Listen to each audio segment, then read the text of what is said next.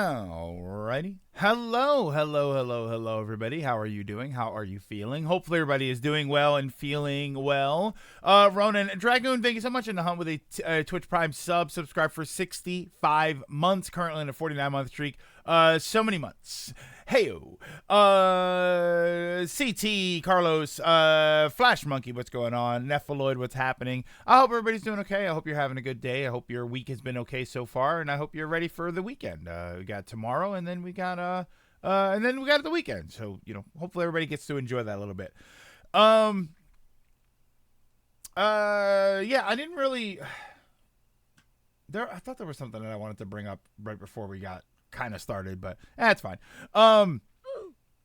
Yeah, let me know if the volume is okay. Something kind of hit me that with the new way that I'm kind of setting up the audio, I don't know if you're hearing me at the same balance that I hear it.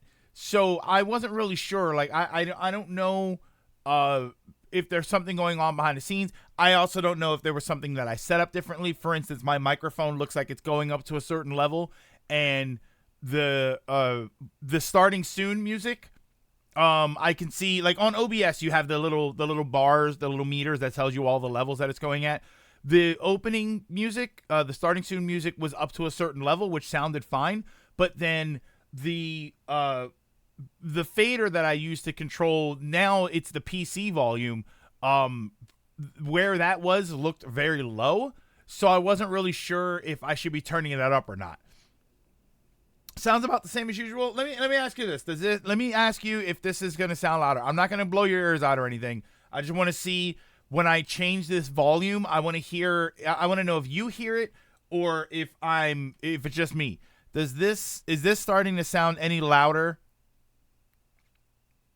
Is that a problem? Has that gotten very loud? Or I'll turn it back down. Okay. I'll turn it back down. If that's, yeah. My brain wants Darth Vader. It was the same. Listen, I need your help, all right? I need your help for a second here. It wasn't really any different. Okay, I need to know if that was accurate or not. I don't know what changes. But should literally the same? Sounds literally the same? Yeah. I need to know if this sounds any better. Well, this is... Oh, you know what? I'm an idiot. Hold on. I'm an idiot. I'm sorry. My microphone volume wouldn't change. That's not the problem. Hold on. I need to play a video or something. I feel like I'll get in trouble if I play this, but I'm going to do it anyway. So... Because it's nice. Hang on. And that's the song version, orchestral version. There we go, the choral version. How's this? This is normal. I haven't touched it yet.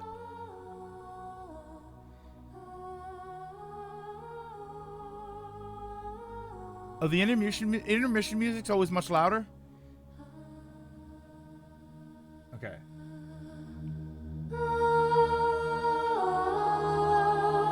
Did that get louder? Like a lot louder? Here, I'll turn it back down just in case.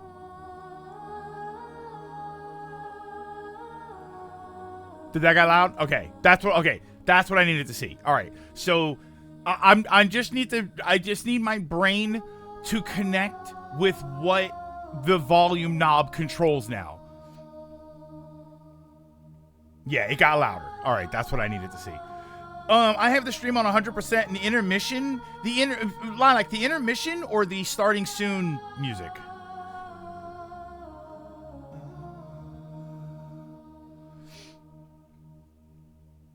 Because that might just be the ragtime. I can change that directly. Hang on. I'm gonna change that directly. I'm gonna actually do that now, just so you can, because I hit that button and then I walk away. So I'm gonna switch to that right now. By the way, let me turn off the power. That is, by the way, this song is the Power from Baldur's Gate 3. This is the Power, the choral version, CHORAL. There's like 3 different versions of this song. That I needed to test PC audio. That was why I needed to. That was a YouTube video. I needed to play a video for you to hear that audio. All right. I'm still gonna be here. I'm just gonna switch to this really quick. See, I don't monitor this music. The spinach rag. I don't monitor this music.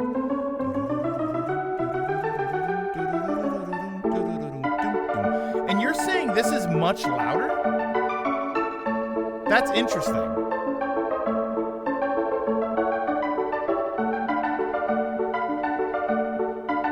We're still here, by the way, for everybody that's here. We haven't left yet. That's much louder? Is it really? It is louder. Hold on, I'm gonna try and turn it down a little bit. Let me know how that is. It looks so low on my meter.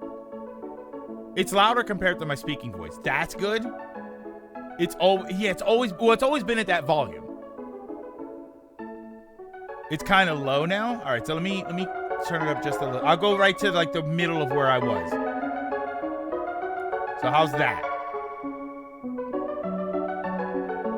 How goes it with the Leviathan? That's what Ryan. We were gonna talk about that for a quick second, just really quick because I can't have any spoilers for it. But yeah, that's kind of interesting that a lot of people say that. That sounds about right. That sounds about balanced with where we normally are as far as because I always when it's funny because I do tests and then I'm like, oh, check 1 2 1 2 and then I talk and then I start talking much louder and God knows I'm gonna start screaming or something at the game.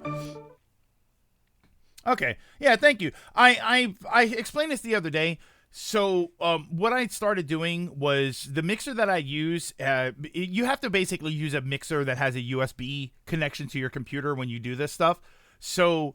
But the mixer offers something called USB pass-through. So what I'm doing is I'm sending a signal out to the PC. I can also set it so that the PC audio comes through the USB into the mixer and then back out to send out to you guys. But then I can remove what I'm hearing. Otherwise, you'd be getting a loop. The computer would be making a noise. Like a video, it would be coming in, it would be going out and coming back in. It gets kind of mixed up. So I have it set up for that. I didn't usually do that. I usually had it set for its own input on the mixer so that I can control the volume better. But because of where my mixer is right now, like functional wise, I had to start coming up with a different idea. So that's what I was trying to do. But now it means that the volumes are kind of all over the place. Hold on, I'm gonna go back up here. One of the first things I've seen about the new 16 DLC is it doesn't mess around, and while that's not bad, it does make me go, maybe I'll hold off for now. Well, apparently you have to beat the game in order to play it, so I which I'm assuming you beat the game, but yeah, I don't know. I'm interested to know. I'm interested to know if it's really bad, or like I feel like people made it sound like Doom Eternal was really bad with that. People were saying that Doom Eternal starts on like 2016 hard. And that seems a bit excessive. No, wait, it wasn't a direct? Fans angry. Fans angry? That sounds like you made that up. For anyone interested, Gabriel Iglesias is touring in the East Coast. He's doing a show at Atlantic City in August. You would have to drag me to Atlantic City. I've been there twice. And I didn't like it both times. No disrespect to anybody who lives there. No disrespect to anybody who enjoys Atlantic City. I did not. Am I copying a Unicorn Overload on Switch? Oh, it's so good. It's so good. 5 years? Was this 5 years? 5 years?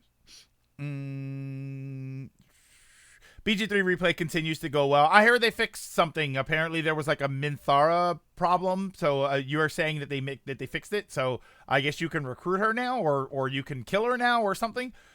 Feeling sloppy. It's a sloppy kind of late evening. I mean, it's a kind of gray day over here too. I need the weekend. Sounds about the same as you. Okay, so that's all the volume. Whoa! How was that as far as the volume goes? Haunted Arcade, ready with the party of 7. Welcome. Thank you so much for the raid. Hope you guys are doing okay. I hope you had fun. You were playing some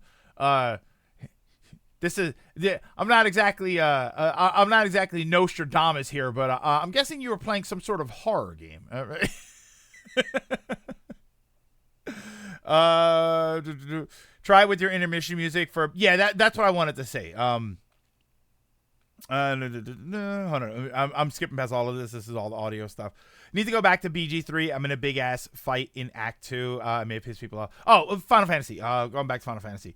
I hope it's not too difficult. I don't know how excessive all of the DLC is. I mean, it's always great that it's free DLC. That's at least nice. I mean, that actually that's kind of interesting. I think in a way where, if you're unhappy with some of the stuff in the DLC, but the DLC was free, it kind of changes how I perceive it all.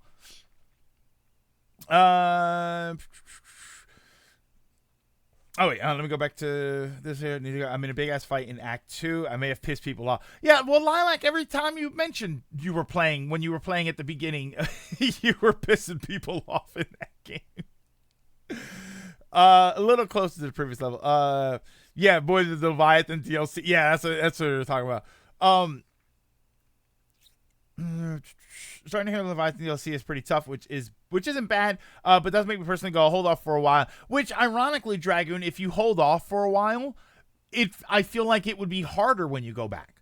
I feel like when you go back, the longer it's been since you played the game, the more you're going to have to reacclimate yourself with the gameplay. And I feel like it would be harder. I feel like the easiest time would be, I just beat the game. I still have the game fresh in my mind. This is when I'm going to jump into the DLC. Like, I keep thinking about the fact that I have to go back to Intergrade because I never played Intergrade. And all I think is I'm going to have to, learn it again. You don't have to have beaten the game, but you do have to have gotten to the very end. It's not bad. It's just hard. Okay, so is it tough but fair? Tough but fair. That's always good. Harvest? Wait. Yeah, fans angry. I don't know. Hold on, I'm jumping ahead here. They better fixed recruiting her. It's still a little they better fix recruiting her. It's still a little wonky, but less than it was before. Also, I killed Minthara and also only recruited a small portion of Okay. Oh, come on. You killed Karlach. Okay. Rescinding your status. Oh, it's paid DLC. Never mind. That does kind of change it. It was called Harvest Hunt, a roguelike stealth game. I'm not unhappy with the DLC. Just note that it's really hard. I have Shadowheart, Lae'zel, and Will in my group. I guess that's fine. I guess that's okay. Yeah, the Leviathan DLC is paid. Intergrade is different, as it was when Yuffie was brought in. They made it a little easier as you had to learn a whole new skill. Oh, okay. So you even if you played Intergrade right after Remake, you'd have to sort of learn something new anyway. That makes sense. Nice part of Intergrade is that your learning curve is nice, since that's the first time you'd be playing with Yuffie. Tough but fair, yeah, for the most part. I still say some of Leviathan's moves are a bit unintuitive on how to avoid, but it is what it is. I eventually got it recorded for BSC.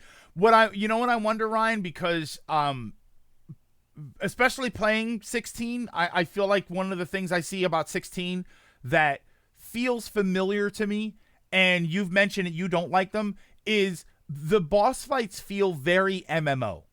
They feel very show you where everything is going to be. Don't stand in the fire. Like, it does feel like there's a bit of that in the game, which is not bad. It's just, I know you've mentioned before that you don't like MMOs, so I get a real kind of MMO vibe out of some of the fights in 16. So I feel like if you go and like Leviathan would probably feel that way.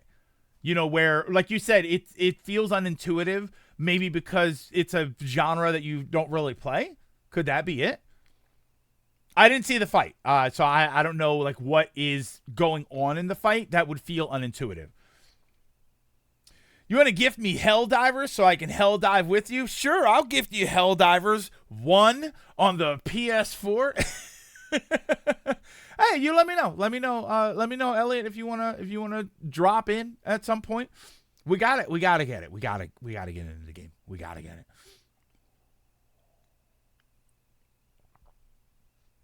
Oh, sorry. Omega Weapon and Leviathan are DLC, $30 for both in a bundle.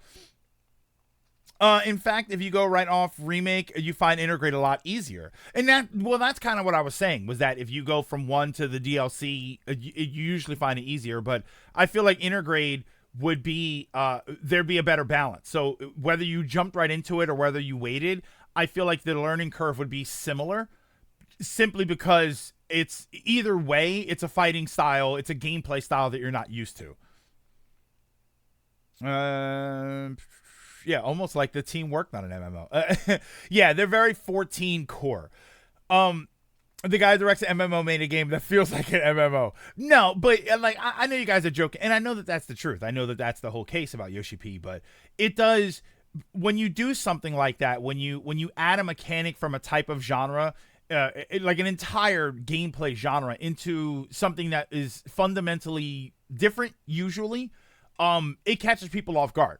And people say things like, oh, that was unintuitive, or I've never seen anything like that. I've never had a game do that. And then the answer is, games do it, just not the ones that you usually play. One attack is very, how the hell do I avoid this? And the answer is you just base jump and then air dodge. Something you don't really do in game, not to spoil anything. Yeah, it sounds like an MMO. Right? Ryan, I'm going to be completely honest with you. What you just described sounds like half of the MMO boss battles that I've been in. That there is there's some crazy mechanic that you have to engage in the middle of the fight to avoid the moves. You have to be careful about where you stand. You have to kill certain enemies at a certain speed. You have to hit a switch. That's very MMO. Yeah, what you describing it is exactly what I thought. Helldivers, SG. Hey, it's Sag. I'm trying. I mean, integrate feels like when you start at remake in terms of difficulty. Oh, while going after beating remake feels like easy mode. Okay, so that makes sense. What's this? Oh, unbelievable. And why didn't she rot yet? MMOs, which, to be fair, is what I like about the boss fight. Y'all got me thinking about MMOs again. This is like the second time this week you guys have me thinking about MMOs, man. I want to have to download 14. Yeah, wait, there's an air dodge. So Helldivers. Oh my god, Helldivers MMO. Wow, Helldivers MMO. Nah, I feel like that would be like a Helldiver strategy RPG. I feel like the joy of Helldivers is the action nature of it. So I feel like an MMO kind of defeats that purpose. I feel like Helldivers to me is it feels like it's exactly the experience it's supposed to be. It's not supposed to be anything other than exactly what it is. If you slowed it down as a turn-based strategy game, which is probably why I played the first game and I thought it was like I bought it, so I played it like a week or two ago. I thought it was okay, but it definitely wasn't as fast-paced as Helldivers 2 is. And so I think Helldivers 2, I think what works about it so well is that everything is exactly the way it should be. The audio is perfect for that game. It's loud and bombastic and distracting when it gets really crazy. The graphics are fine. The graphics are everything they need to be. The pace of the action scales perfectly with the difficulty levels that you have. The objective, like everything about it just works, and it feels like it works exactly the way it's supposed to. Stream 14, I'm not biased. Buff plus the $30 price tag. Again, at the moment, you can only get the DLC via the bundle. Oh, so you can't... Oh, maybe that's why I wasn't aware of it. You can't buy the DLC separate? Wait, yeah, I'm confused. In the Ultimate Raid, the Epic of Alexander at 14, there's a mechanic called Stillness, and a lot die to it, even if they know. And the way you avoid dying is to do nothing, and I mean nothing. Not only do you stop actions and moving, but you can't move your camera. You need to disengage your auto. Oh yeah, you need to disengage your auto attack. Which, as a caster, I don't usually have an auto attack. Which a lot don't even know how to do until that fight. Helldivers knows what it is and doesn't try to be anything else. And not even that. It's Kia. It's not even that it knows what it's trying to do. It does it perfectly. Because there are games out there that know what they're trying to do, but then their execution is like, it's okay. It kind of, it knows what it wants to do, but maybe it's a little like Returnal. I think Returnal is a good example of a game that knows what it wants to be, but it's a little too challenging. I think it's a little too unfair. I think the bosses, like, not to get into the Returnal discussion, but I think the bosses are a little too tanky in that, and I don't think that the boss difficulty scales well with the rest of the game. I think that the rest of the game is challenging and fast paced, but when you get to the bosses, it doesn't feel challenging and fast paced. It feels tanky and a little unfair. If it's like, even if you master the mechanics, you're beating your head against the wall to fight some of those bosses. And I flat out admit a lot of that is a skill issue. I flat out admit that there was a lot of that stuff that I thought was telegraphed well, and I just didn't hit it. But there was also a lot of stuff that kind of came out of nowhere. But ultimately, the problem was when I was doing well, I got him down to maybe half bar. And I was on the second boss, mind you. I only made it to the second boss in that game. So that to me was like, it knew what it wanted to be, but there were some missteps that caused it to not be a great execution. I feel like that game, I think Returnal would have been better as a linear adventure game. I think if you removed the roguelike aspect of it, and you made it a bit more traditional with the adventure, the exploration. The exploration's fine. I do like the exploration in that game, but you have save points. You have a good weapon progression. Maybe you can swap your weapons at will when you find them, and then you level the skills that way. Like, I feel like there was a lot you could have done with Returnal as a traditional single player game that would have made the game just unbelievable. But the roguelike aspect and the tankiness of it, and because the other problem with that game is that it's long. I feel like for a roguelike game, some of the levels were excruciatingly long. The second level, I should say, because that's as far as I got. But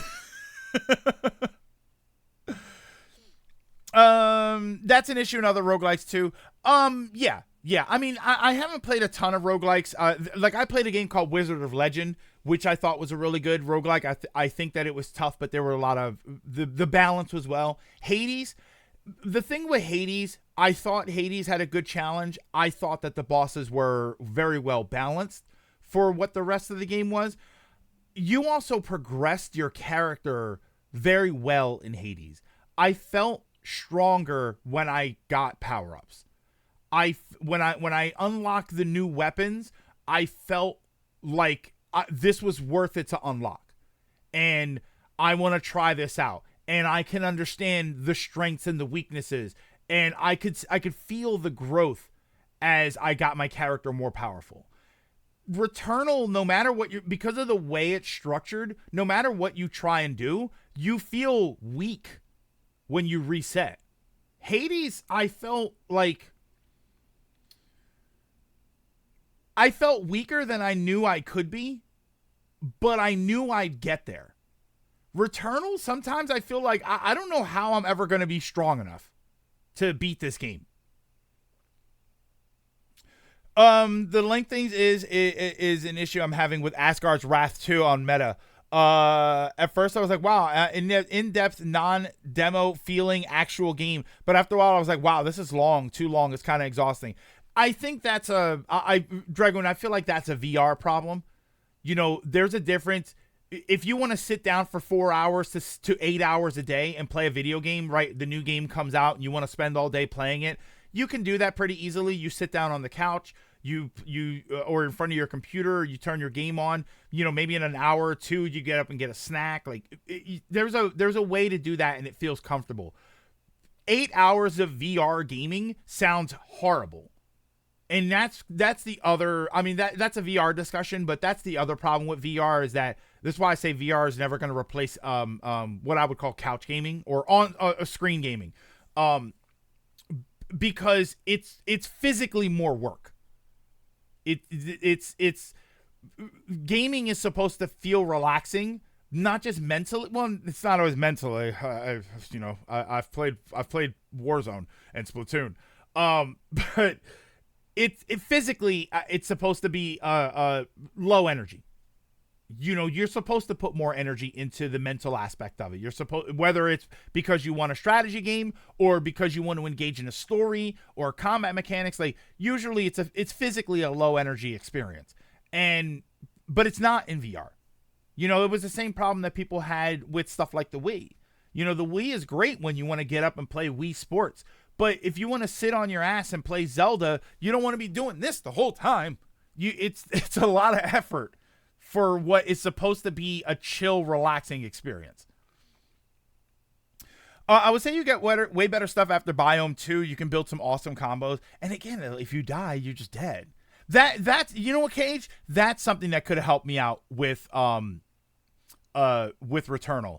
If after, you make it a roguelike to beat the first biome, and then when you do, the roguelike game starts at the second biome. Maybe you have your base stats go way up, and then you always start at the second biome. Like you have these, and you could explain it in story that you have these moments where she begins to remember further into the process. Like you could have done that. I think there's a way. I don't think Returnal, because I don't know if I'll go back to it, but I think there's a way to do it and keep it a roguelike game while also addressing some of the issues that the game had, that I felt like the game had.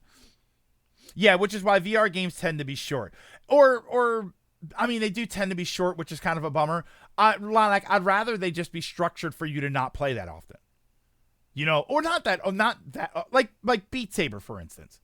You know what I mean? Like Beat Saber, you're not supposed to play Beat Saber for 4 hours straight. You play some songs, you try it out, you play for half an hour to maybe an hour if you've got the energy, and then you turn it off and you go and play something else. You're not really supposed to play Beat Saber for 4 hours straight. But a lot of video games you do. When you play a Zelda game, it's entirely possible, especially if it's new. It's entirely possible that you sit there for 4 to 6 hours a day and you play, or 4 to 6 hours straight and you play a game. Minus like bathroom breaks and getting snacks.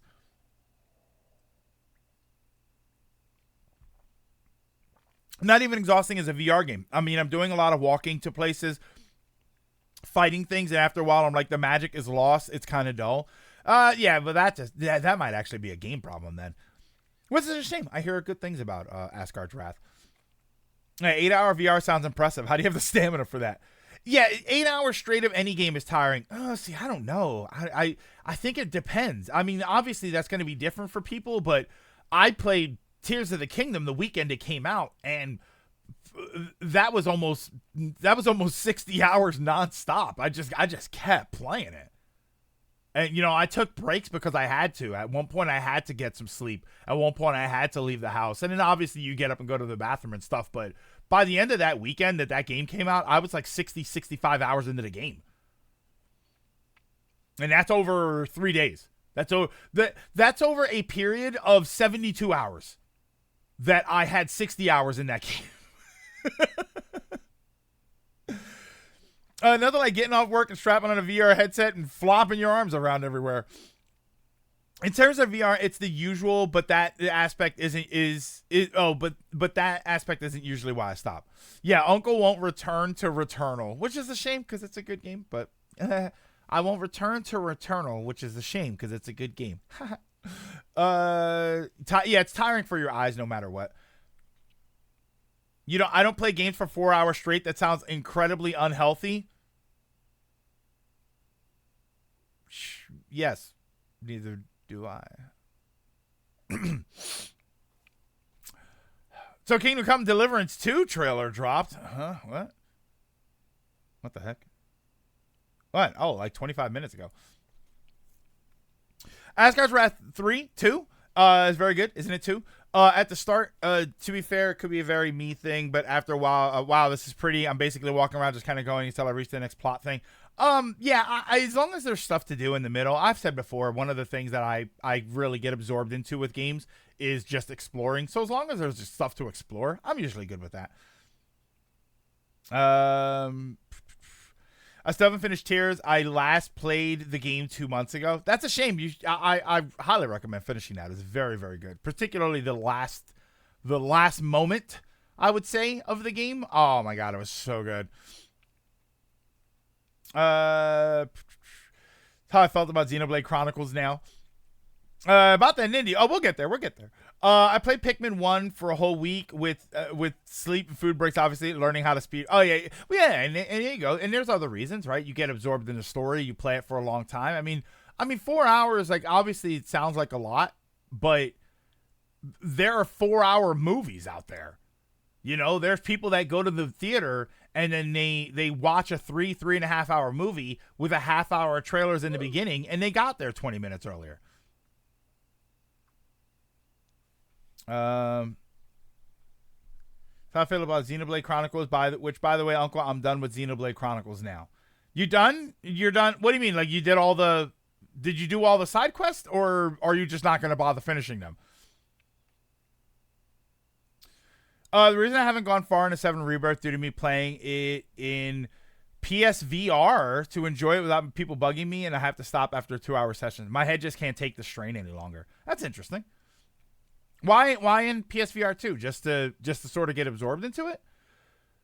Unlike Citizen Kingdom Breath of the Wild, there's nothing to do in the middle unless you enjoy gathering materials for a quest with little reward.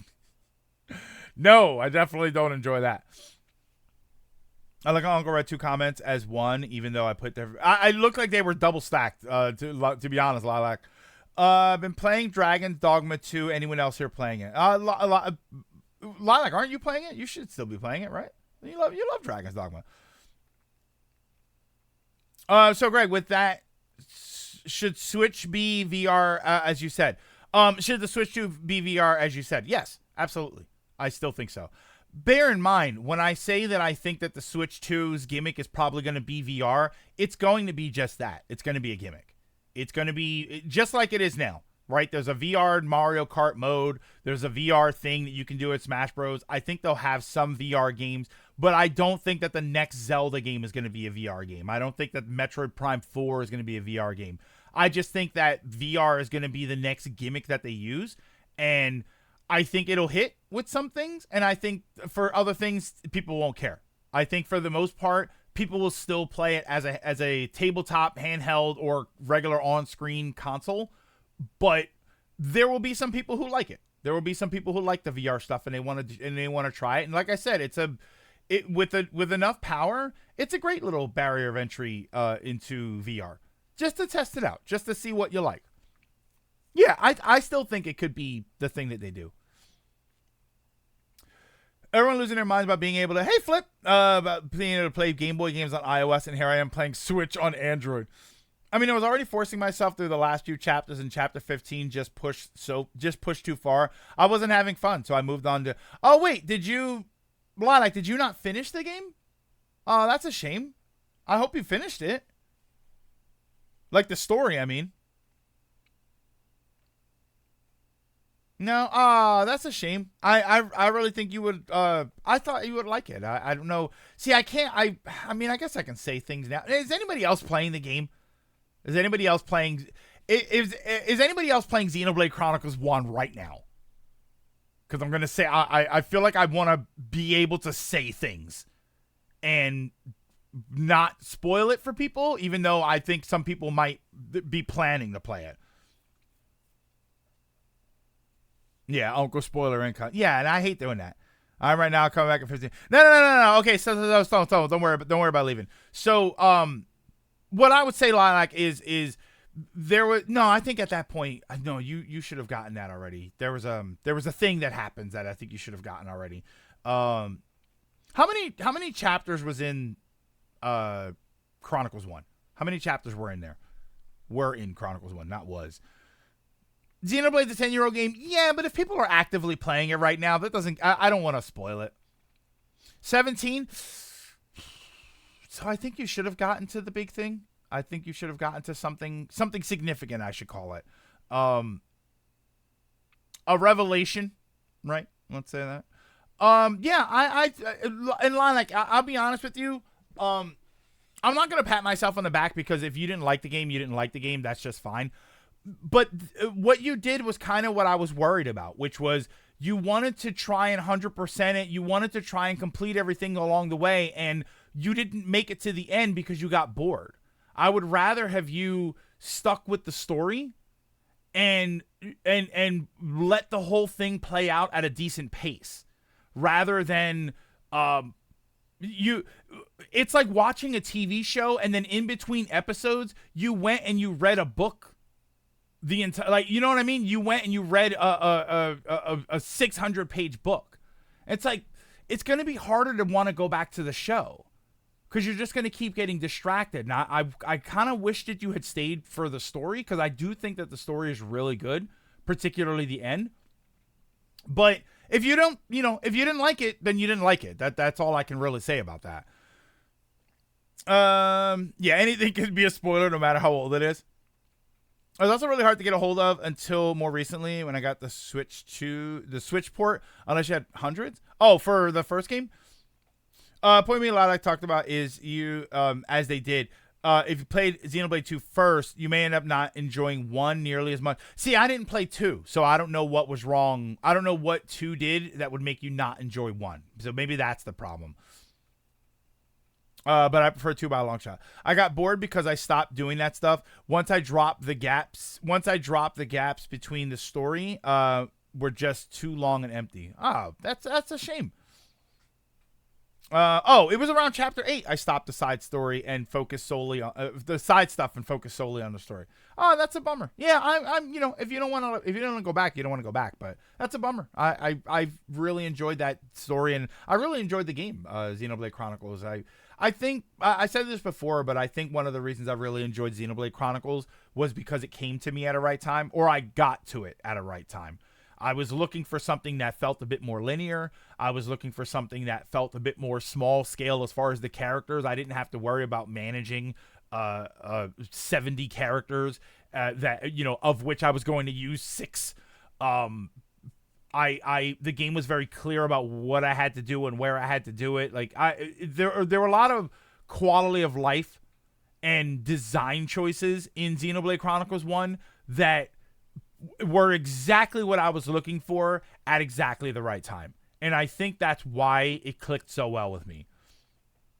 XC2 was sour pretty badly for me, thanks to how unfinished the UI was at launch. It's more that 2 is subtly but noticeably different, especially in pacing. Xenoblade 3 is my favorite one. Xenoblade is not mid, says Greg. Yeah, I'm with you. I still love it. I think that the story was still worth finishing. I think that the twists in the story were kind of interesting. I liked the way the end worked. I liked the way the end set up when I beat the game and I saw the ending of that game, I thought, yes, this is great. Now this makes me want to have another game. When I got to the end of it, I thought, this is what I like to see, because now you have done this significant thing where I am wanting another game that is a continuation or that is next in the world. And I was happy for that. That's the point I can give. When you play 2, you will notice there's a lot less downtime, which, as good as it is, 1 has a lot of. See, I didn't play 2, so I can't really balance that out. Put it this way, when I did the side content, I was clearing a chapter and sitting and was able to play for hours on end. When I stopped the side stuff, I played like 20 minutes before I stopped. I was taking me several days per chapter. Well, then my question, Lilac, is why didn't you go back to doing the side stuff? What was it? Because you like the side stuff. So what was it about the side stuff that you stopped? You stopped it, and then when you realized you weren't having fun, why didn't you go back to doing it? I'm just genuinely curious now. I'm wondering why. Like, it feels like you identified what you didn't like, or what you did like. So I'm curious as to know why. Like, if I said that I really enjoyed, oh my god, If I said that I really enjoyed Social Links, first of all, if I said I really enjoyed Social Links, I'm in trouble and I'm trying to signal you for help. But if I said that, I wouldn't avoid it. I wouldn't go and avoid social links in games. I would go and I would actively engage in them. I really got to fix those volumes. Some of those volumes are a little loud. Story-wise, I felt way more meandering than I preferred XC1 to 2 by a long shot, but 2 does have more involved combat and better side quests. Story-wise, I felt way more meandering, and extremely uneven VA work didn't help. That always kind of hurts. I kept hitting walls in some farming parts that needed me they needed me to get to later areas, so I wanted to get further in first. Before farming more. Okay, I see what you mean. But then it kind of got stale on the way up. The one rebuilding that area does that a lot. Like the rebuilding sector with 6 or whatever the hell it was. That whole thing is designed to be something that you do throughout the game.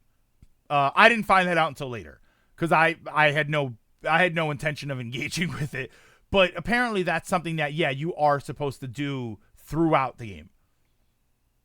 The DLC for 2 made it from a cautious recommendation to a great game. That's the one that they made like a whole separate game for it, right? That's the biggest problem I think with 2, is that if I get into 2, I feel like I have to buy 2 games. It's Kisber, K. Wansberg. Thank you so much for the follow. Welcome. What's funny is I never had an issue with the voice acting in 2. I didn't really notice till you beat the game. Till I beat the game and heard people complain about it and listen and went, I guess. Yeah, VA work is always kind of weird. It's always kind of strange the way, like some people like it and some people don't. I think some games it works fine, and not even just quality. Like some games it just doesn't work fine at all. Oh, later, Flash. Have a good one. Go lay down, get some sleep. Yeah, some games it doesn't work. Like Triangle Strategy, I turned it off. I muted the volume in Triangle Strategy so that not the whole volume. I muted the voice volume so that I didn't hear them talk. And I have to tell you, that game in particular got way better when I removed the voice acting. Some of the voice acting was okay, some of it was kind of blah. But all of it was, I just didn't like what it did to the pace of the game. The game was not cinematic in that way. It was very much a traditional RPG, where imagining them speaking was much better than them saying words and not acting it out.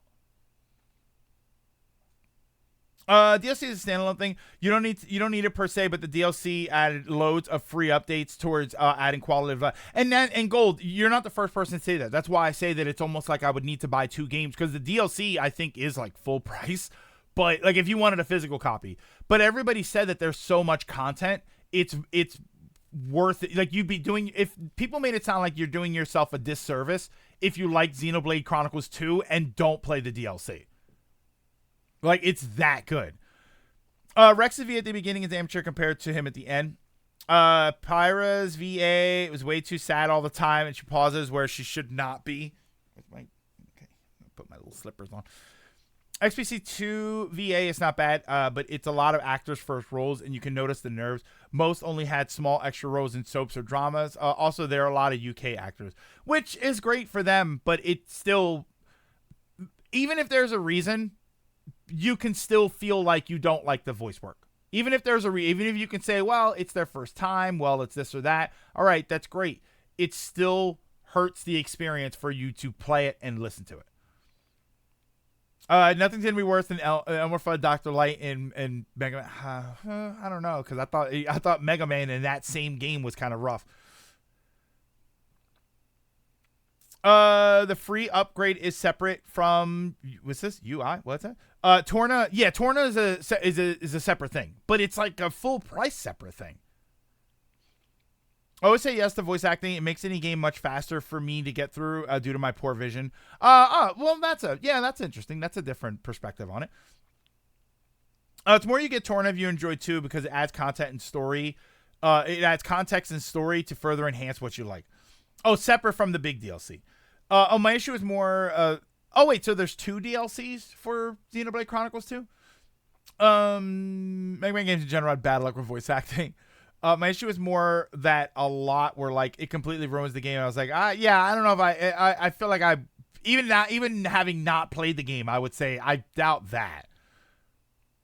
Also, the only reason I played C2 first was because I missed 1 in its original run. It cost hundreds of pounds. Oh yeah, well that's Lilac. That's kind of my problem with 2 right now.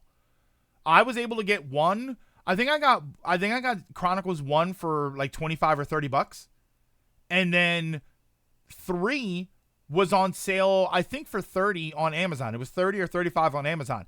If I want to get 2, I have to pay $60-$70 for it.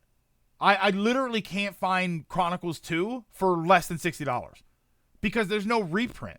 I have to buy it on eBay or used at a GameStop or something, which even if they have it, they charge $60 for it. God, that was cold. It's $40 physical version. Oh, but I got it for free because you can just get the season pass. Season pass is $30 and adds the Torna DLC for free. Yeah, so I recommend it. Can you still get the season pass with that? Oddly enough, the only voice in 11 that's weird to me is Mega Man himself. I can't tell if he's a teenager or a grown man. Have you seen teenagers nowadays? It's not that easy. Octopath Traveler is available on the eShop again. They never said why they removed it, right? I'm glad it's back.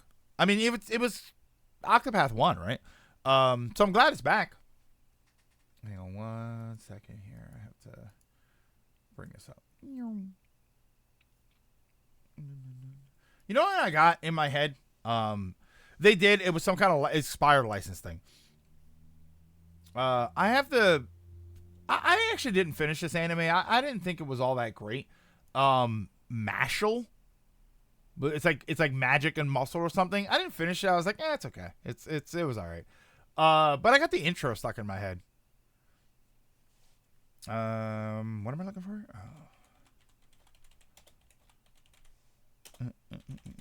Yeah, I was like, it's good. It's fine. I just didn't go back. Yeah, it's just okay. It's kind of there. Okay, I think I can put that there. MASH is an anime? The second OP, the one that goes bum bum bum bing bong bong bing bong bong bing bong bong bong bong bong. Right, that intro, which I guess is the second one. I'm playing Kingdom Hearts 3 right now, so I had enough of Xehanorts and Zaladins and Xylophones. Oh, I think it's because the publisher for Octopath changed from Nintendo to Square. That's interesting. That kind of makes sense. Because originally it was only a Nintendo game and now it's a multiplat. That song is by a band called Creepy Nuts. Is that the anime with the buff lady with the hammer? No, that is. I just learned about that one today. I gotta watch that one. Hold on, let me see if I can find it here.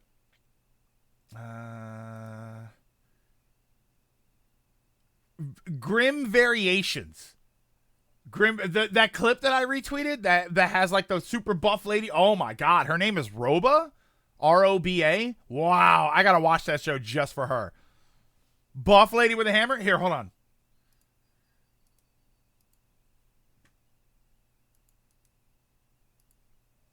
There you go. Yeah, I gotta watch that show. The outside of just not clicking. Also outside of just not clicking with the story and the gaps between feeling too empty. I was getting frustrated with the combat. Mostly, I felt the parties were forced to having certain members. But mostly it was the future sight annoyed me, especially if you were getting hit so hard you just kept getting stuck at low HP. Yes, and have several future sights go off like future resolve, future sight, then resolve. See, I didn't have it that much. I didn't have it to that point. It always caught me off guard, but yeah, I wouldn't say that I had it that much. I think you can turn that off too. I think that there's like a way to adjust how that works. I think. Also, the future changes shatter thing going off multiple times in quick succession when the enemy decide. That was another. My problem, Lilac, was half the time I felt like I was doing the thing that I was supposed to do in order to change the future, and then it was still happening, and I was still dying, and I'm like, well, wait, did that work or did it not work? Future sight just does not hinder me to an extent. Yeah, I don't know. Greg being horny on me. But some characters are super squishy unless you have one of the. I mean, yeah, there were definitely characters like what the hell was her name? Melia. God, I hated having her on the team. She was fine when she was fine with the stuff that she was able to do. It's just if they looked at her wrong, she was dead. I never had that issue with. Yeah, I never had a dramatic issue, but I remember playing it thinking this takes a lot of getting used to, and I don't feel super comfortable with this. Okay, so hang on 1 second here. I'm going to try something here. I'm going to put that there. I'm going to, I think I can shrink that window. Here, I'm going to do that. And then I'm going to do this. Okay. I think we're good. I'm trying to figure out like the best, most optimal way to have my windows set up. Melia was my MVP. She killed so many. She was so terrible for me. And probably because I didn't use her that much. Yeah, Uncle Committee Melia. She was fine as a character, but I hated having her on my team. I didn't like her. Who did I like? Let me get a character list here because it's literally been long enough for me to have forgotten. XC1 characters. Will that work? Characters, Xenoblade guy. Most complex controlling character, and AI cannot use her prop. So maybe that's the problem, is that I was letting the AI use her and they were terrible at it. Shulk was fine. Fiora was fine. I liked Fiora. Rain I thought was cool. I liked him. Dunban, he was all right. He was good. I had some moves with Dunban that I kind of liked. Charla, she's so great. And Melia was okay. And Ricky, I liked Ricky. I thought Ricky was fine. Like if you gave me, the ultimate team was usually Shulk, Rain, and Charla. That was probably my most used team. You're meant to stack her elemental buff and then use them for crazy. Yeah, see, maybe that. I was playing with her wrong. That's what it was. Charlotte in the party meant you just wanted to survive instead of deal damage, which, yeah, it's usually gold. That's usually an objective for me. And I don't mean that as a joke. I mean that I usually worry. Like, I love doing big damage. Obviously, whenever you see me play games like that, big number, I enjoy, right? Love me a big number. But in a game like that, I am definitely more focused on, let me make sure I survive because, A, I want to win. And B, I want more of the story. Like, that motivated me to play a specific way. That's interesting. I wonder, that'd be a question for another time. Does the kind of game motivate how you play? That's kind of interesting. I like that. Yeah, big number, activate Neuron. That's it. That's how it works for me. That's why I play DPS. That's I have no interest in being a healer. I have moderate interest in being a tank. I have every neuron fires when the number goes up as I'm a DPS. Every time. I like Ricky, but also I like the goofy characters. Yeah, like that also kind of helped me too. Did you end up looking at Prototype Rain, Uncle, for an OG draft, Xenoblade 1? Oh boy, I prefer what I saw. I prefer what they did, but man, no, I didn't see that. She's the least useful party member in the group because most of the characters have heals, and you don't need Charla level of healing. Yeah, I mean, she was definitely kind of overkill when it came to healing, but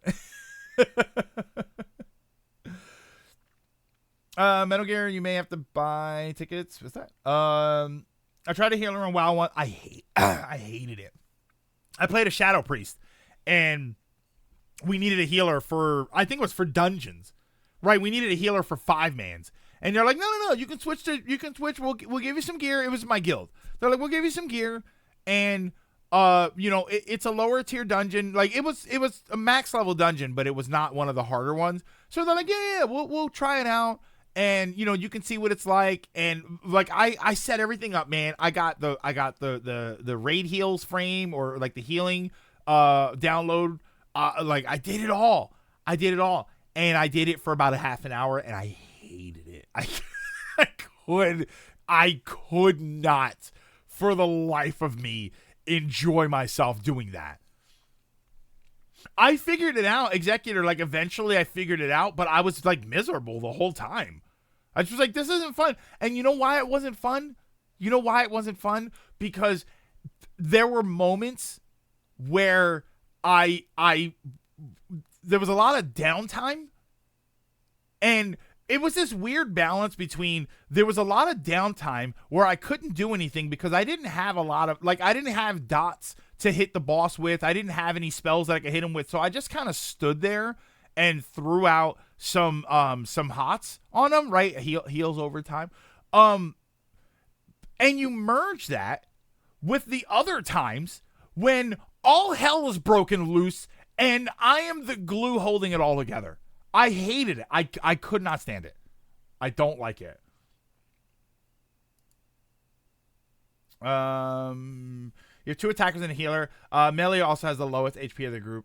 Oh, not exactly the game's fault for making squishy characters squish. Yeah, that's fine. That's fine. I wanted to use Shulk, Melee, and Sharla. The issue is all 3 are fairly squishy. Shulk being the main one, you can make it a bit more tanky. If they rip aggro from each other, so much, and I felt punished for wanting to have that party. I had to swap Melee and Farine.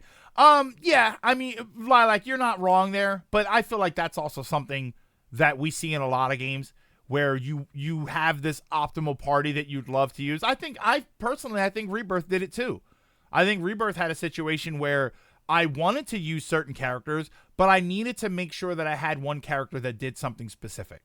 I needed to make sure that I had somebody that was built for healing, and if I didn't, I had to build somebody for, like, if I wanted, if it was a really tough fight and I wanted Cloud, Barret, and Tifa, one of them had to be a healer. Barret was my healer. As weird as that sounds, Barret had some really cool attacks, but he had all of my healing materia. He had everything. Like, he had the stuff, the gear to make sure that he healed me. Like, it was so weird. I did it because I figured he was ranged, so I wanted him to stay away anyway. Because a lot of games are hard if you didn't have the right roles. Check spoiler. Oh, I don't have a Discord open. Here, hold on. But I love healing in 14, but that's because 14 is built where everyone is DPS. Yeah, so healers get attack spells with heals, so you rarely actually have downtime. If you're not healing, you're attacking. Yeah, and I guess that's the problem. And in WoW, my priest was a shadow priest, so when I went healer, I went what were the healing tier? What were the healing tiers in WoW? I was gonna say protection, but that's Pally's. I did have a Pally that I tried to level up prot, and I didn't like it. What were the priests in? It was Shadow was the DPS priest. Holy priest, holy and discipline. Holy priest and disc priest. I tried to switch to holy priest, which is like all heals, and I hated it. I didn't like it. Yeah, holy priest and discipline priest. Barret is a nature tank. Tifa is actually a natural healer due to her speed, magic stat, and how fast she could build ATB. But I like the problem is when I switch to the characters, because the game doesn't want to use any skills, so I have to use them myself. When I switch to characters, I switch to Barret to use his limit breaks. I switched to Tifa to do a bunch of cool stuff, and I wanted to control her. But if I gave her a bunch of stuff that was not designed for me to control her, I again, kind of like you said, I felt like I was being punished for having to set the character up a certain way and then not be able to play them the way that I wanted to. That's kind of what it felt like. All right, but that I feel like that starts to dip into the Rebirth conversation, which we will get into at another point. I still want to do a Rebirth discussion, even though it's gonna just piss a lot of people off, but I still want to do it. and I still think that it's worth discussing. Because I do think I'm gonna make people mad with Rebirth, with my opinions of Rebirth. I mean, not that you don't have an idea of how I feel about the game already. 4 healers of 14 is the most basic. You're either doing a single attack a lot or a single heal a lot. Astrologian is a buffer, so that's like Disc Priest. Disc Priest had a lot of buffs and stuff. So like if you went into a 10-man and you had 2 priests, you want one as a disc, one as a heal, one as a holy. Scholar as a shield healer, gets a few heals, a few attacks, a lot of shields, and a fairy that heals. Sage, I'm a doctor, but I have a gun. I like that. Feeling towards Silksong devs is the same as Mighty Number 9 devs. I don't support them anymore. I changed party members mid-fight. Change party members mid-fight would have been great. Did I dislike Rebirth? No. I thought Rebirth was very good, but with a lot of problems. I think what was good in Rebirth, without starting the discussion or getting into the discussion, I think what was good in Rebirth far outshadows what is bad in Rebirth. But what is bad in Rebirth is very there. It's very clear, and you were not wrong if it hurt your experience in the game. If you're depending on what it is that you want out of the game, if there's a good chance that the things that I think were wrong with that game were strong hindrances towards that. But yeah, I still think that the game is fantastic. I still think that it's worth playing, but yeah, a lot of problems. And I know that people will be upset, but I think it's going to end up being the Sonic scenario, the Sonic Frontier scenario, where everybody admits what's wrong with the game. It's just really going to depend on how much you feel like that bothered your experience. I think even some of the stuff that we talked about already, that we had a problem with the game, I think a lot of people said, yeah, I had a problem with that, but it wasn't that bad. All right, so here's what we're going to do. I'm going to take a quick break. I'm going to go to the restroom.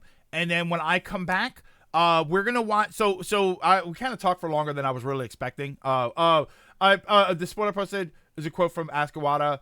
Just a quick paragraph, but that's the early draft for his idea of Rain. All right, I will, I'll open that up. Hold on. Let me open it up. I'm not going to read it right now, but I'm going to open up Discord just so that I remember to read it. Wait, why did that do that? There. Okay. People have lives that are not going to care about Silksong anymore. Silksong's important. Damn it. No. I think if you were to play healer, it would have 14. You would like Sage, as it's built to slap a connecting buff onto your tank or chosen party, and then go ham with attacking spells. Then as you do damage, you drain a portion, like 4 to 8% per hit, and then and that then heals you and your partner. So you may have a few. So yeah, maybe that'll be okay for me. Maybe, I don't know. But yeah, give me a few minutes, and I will be right back.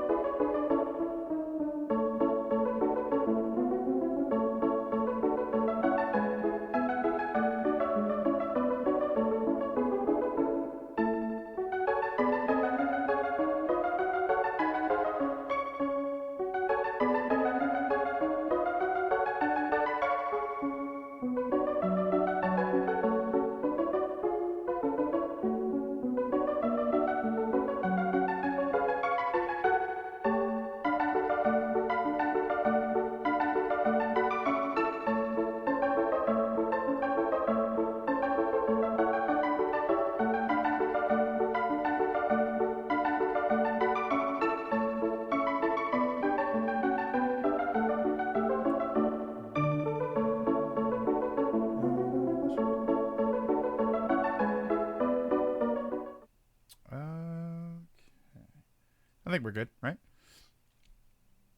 All right, let me know when we start playing. Just let me know really quick if the volume is okay. I played Dragoon in ARR. Moved to White Mage as Dragoon got got too complicated, and then moved to Gunbreaker during Endwalker because I wanted more complexity. And now I'm Summoner because simplicity, and I'm going Pictomancer in Dawntrail. I can respect that, Lilac. I can respect changing your classes and stuff. I have no interest in being anything else. I love being caster. I like being a DPS caster. I have no interest in even being a different kind of caster. That's what's crazy. It's not like if you give me, mage and warlock, I'm like, oh man, I'll rock both of those. I usually pick mage or something of the sort, and then I just kind of stick with them. I don't know. I like my rotation. I enjoy it. Which is funny. Like, I feel like most of the time I play a mage of some kind or a wizard. I think one of the times that I didn't play, I played through it twice, so that doesn't really count. But I played Diablo 3. I beat it as a wizard, and then I played through it again as a barbarian. And I thought that was great. I never tried out druid healing. That seemed more intuitive. No, I didn't have a druid. I had a shaman. One of my horde characters. My horde character was a shaman. That was okay. I tried that really quickly.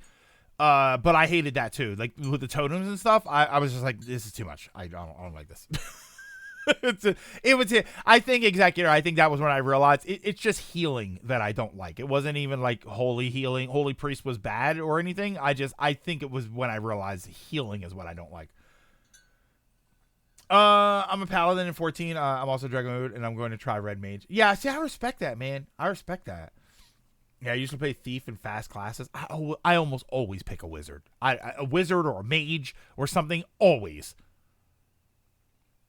Before you left, being a healer is always rough because you play an important role and you get blamed for other people's recklessness. Back in college, I used to play a healer in League. I can't tell you how many people were furious. I didn't follow them. Well, here's the thing, Dragoon. If you're a tank, it's your fault. If you're a healer, it's your. Actually, I'm sorry. If you're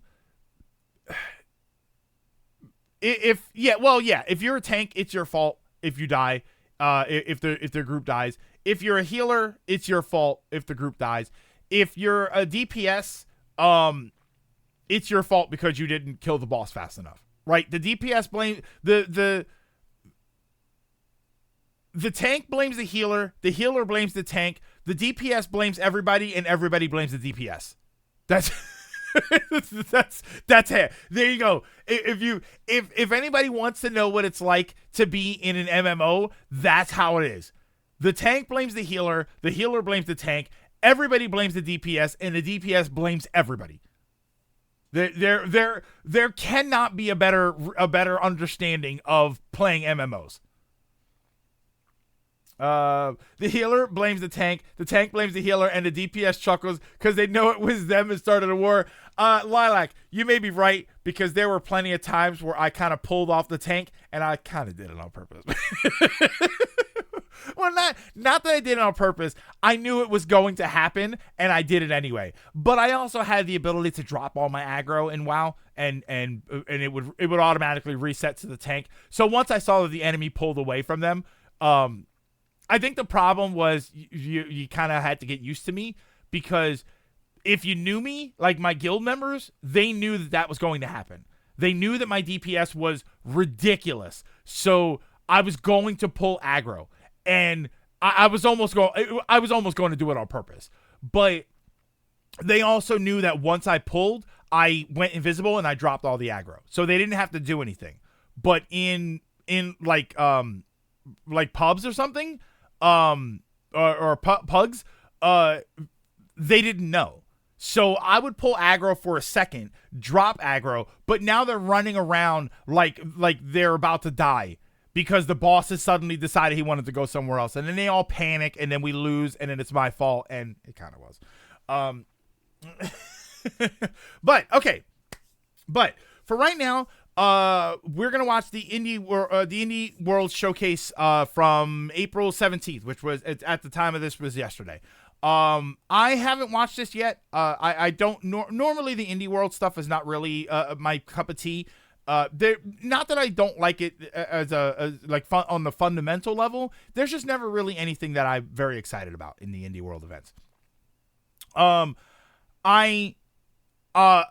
You guys have seen it, so I'm gonna be looking at the screen. I'm full screen right now, so I can read your chat, but it's like in my peripheral, so I'm gonna try not to really get into it. So if you are gonna spoil anything, what I did hear was that there were a lot of demos released. So what I wanted to do, this is why I'm sorry for taking so long to get into this. Because what I also wanted to do was go to the eShop and whatever demos that were available that I thought looked interesting, I wanted to try them, and that's what we were going to do today. So I most likely was not going to get into Final Fantasy 16. The only thing that I did see, I hope you like cat games. I did see that there was a demo for Cat Quest 3, which is a series that I always think is adorable and I always think is interesting, and I have yet to ever play it. So we'll take a look at that today. But this is the Indie World Showcase from April 17th, 2024. Let's do it. And tell me if the volume is okay.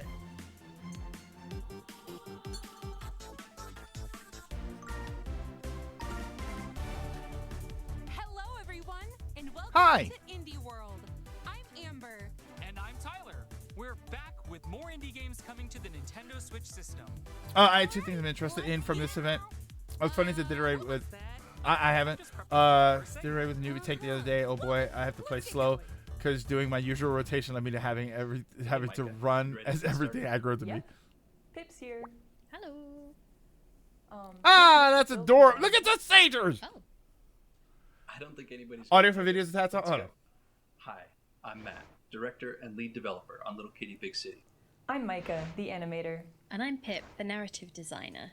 Little Kitty Big City is a game about exploring a weird and wonderful neighborhood. I've already got a problem with this. Game idea originated with this game when I was teaching my kids how to code. Can anybody explain to me a lot since then. What the problem The core is? is still the same. It's a game about being a little cat. Knowing me, a little cat what do you think I'm having a hard time with right now? Made by people who not that I have a problem with the game. What am I having a hard time with right now? As much as we do.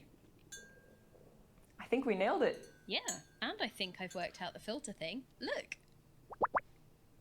Not again. That's great. The skin I don't have a problem with. I'm having a problem not hearing Little Kitty Big Titty. You were taking or Little Titty Big City. I can't not do it. Talk about a near catastrophe. In this adorable adventure, you'll navigate a vibrant city to find your way home, and there's plenty to do along the way. Yeah, let's go. Sagers the game. Little Titty Big City. Have found themselves nice. In very situations, and you can oh look, I got my cat mug. Of course Maybe I did. one of them wants something shiny. Another might be stuck in a pipe. There are also that's cat a you problem to complete. Get petted by humans, knock things over, you know, normal cat stuff. Oh, we didn't mention kitty customization. Collect and wear over 40 pretty nifty hats, like a ladybug, a shark. Is this a and cozy even a game bunny. stream? Is this an Indie World? Is this gonna be cozy gaming all day? Oh, that's a big stretch. It's a great way. Do you to even look have cute another mug? while stirring up some mischief. Yes. Get ready to dig your claws in when Little Yeah. Kitty Big City pounces onto Nintendo Woo! Switch Little Titty. May 9th. Pre-orders right. begin later today on Nintendo eShop.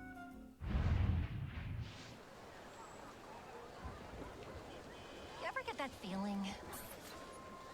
Like you're meant for something more? No. That's been kind of my deal since forever. But now, something's changed. There's something powerful inside me. Oh wait, hold on. I like it. Ready to break out and fly. Kotek needs to be stopped. Wait. And I'm the one. Oh wait, I think I heard this. Probably.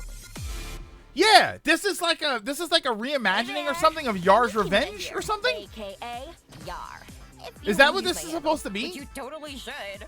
Join me on a high-stakes sci-fi action adventure in Yars. Is this related to Yars This Revenge? game from WayForward and Atari. What started as your Yep, typical ish. hacker for hire gig spirals into a weird intergalactic conspiracy. This is a Yars Mega Metroidvania. Is this the future of Atari 2600 games? Jump, hack, and blast Yeah, my 'cause look, way it's a into little bug from unlocking Yars the Revenge. mysteries of this corporate empire and Yars Rising. Launching on the Nintendo Switch system later this year. Sorry, I meant here.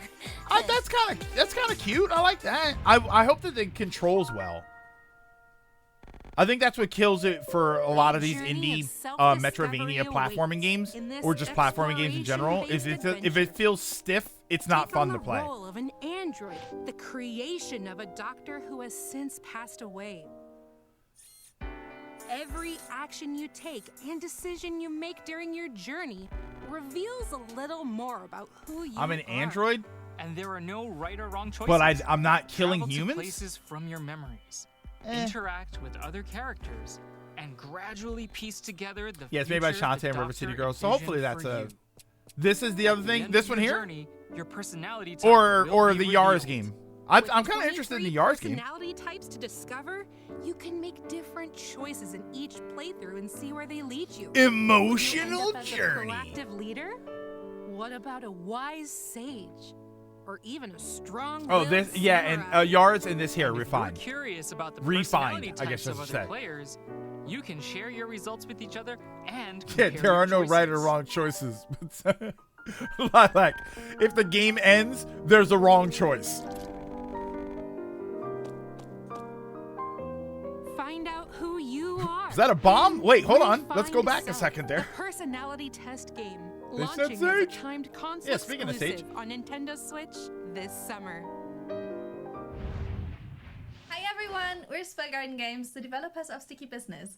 We drew our inspirations from the small businesses and creators we saw popping up on social media. Is this It's been related so at all inspiring to see all those Big fantastic Titty Little artists Kitty? create cute stickers, assemble beautiful packages, and learn about their customers' or stories. little We wanted kitty to make a big game where you titty? can What experience is- okay. exactly that for yourself. Oh wait, that's It a was dog. supposed Never to mind. be just a short project, just a few weeks, but then so many people liked the concept that we kept working on it. We're excited for you to play on Nintendo Switch. Doggo. We're sticking around for the cozy sim, Sticky Business. You've got a sticker shop to run, so let your imagination run wild as you create stickers and ship them off to customers. That dog's name better be Stickers. There are Stickers, over that's a 400 great name. elements to Stickers choose the from when dog. creating your stickers. And you can get upgrades for even more Is that a kiwi? options. I swear those Wow, birds aren't boba, real. Ice cream, books, pizza. Dog's name is and Lonnie? raccoons? Well, that's a There's great character from plenty Final Fantasy more. IX, so that's okay. And you can I add give it a effects pass. like glitter and sparkles. So combine whatever Dude, elements and Stickers the effects dog. you That want sounds to awesome. design your artistic adhesives. But no shop is complete without its customers. Each one will ask for It's different Mario stickers. Paint we have at home. Following their requests, not only will you impress your customers, but you'll also learn more about their lives. From a music teacher striving to motivate her students, to a dad who wants to cheer up his grieving child. Finally. Each customer has a heartfelt story to Finally. share. A good Plus, sticker star. The Plan With Me paid DLC adds 10 more customer DLC? stories, over 100 sticker elements. Did that say including paid habit DLC? trackers, What is it gonna be, washi 8 tapes, cents? And frames. Get ready to build the cutest shop ever. In Sticky Business, both the game and DLC launch as timed console exclusives on Nintendo Switch later today. A bundle of the game and DLC will also be available later today. Sentinel Pass? There's a battle pass You're too? looking for explosive, calming, or Oh my mysterious God. journeys? We've got you covered with this Yeah, it trio was of okay. upcoming It was indie fine. games. Check them Cozy out. gaming. Cozy gaming is always tough because I don't really cozy game, so I don't know how much that appeals to me. Like, I don't know how much that appeals to people. What in the- Have a blast in Anton Blast. The devil himself. What is this stole your fake-ass flying pizza spirit tower? collection, and you're on a rampage to get it back. What in the Wield pizza tower am I the looking at? hammer As Dynamite Anton.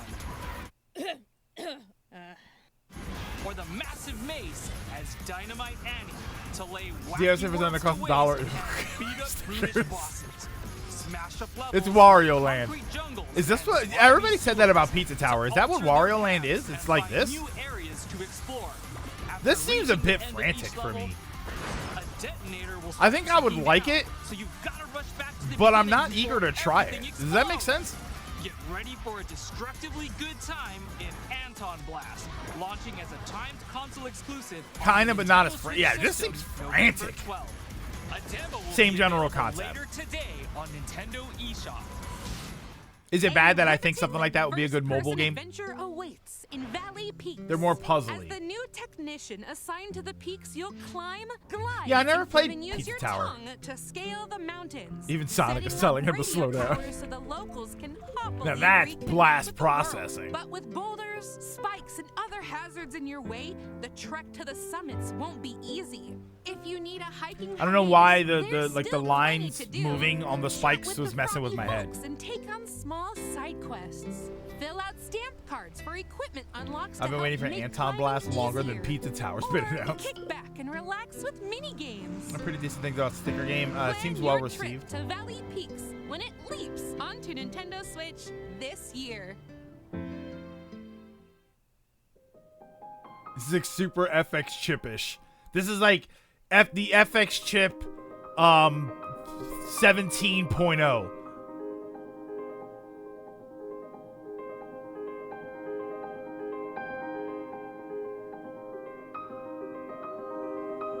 It's not quite Hotel Dusk. Here we go. Hotel Dusk 216. More Wario Land 4. Wario Land 1 and 2 are slower puzzle focus.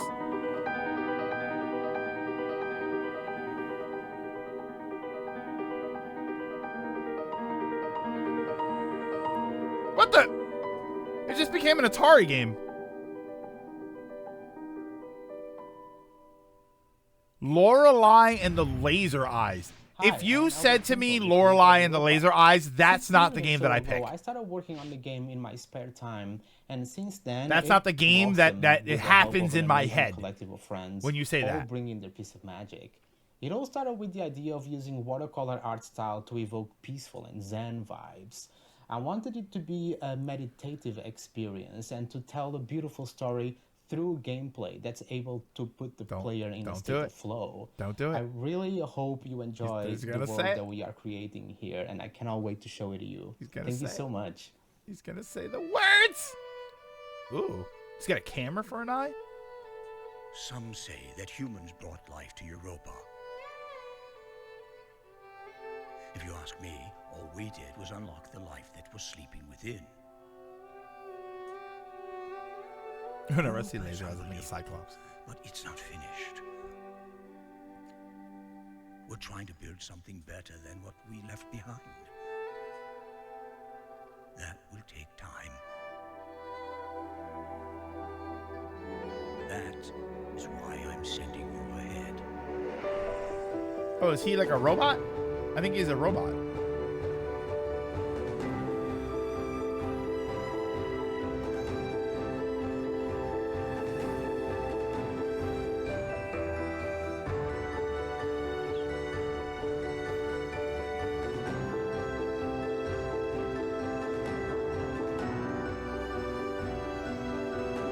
If anyone can decide about tomorrow, it's you. Whatever you turn out to be, whoever you choose to become,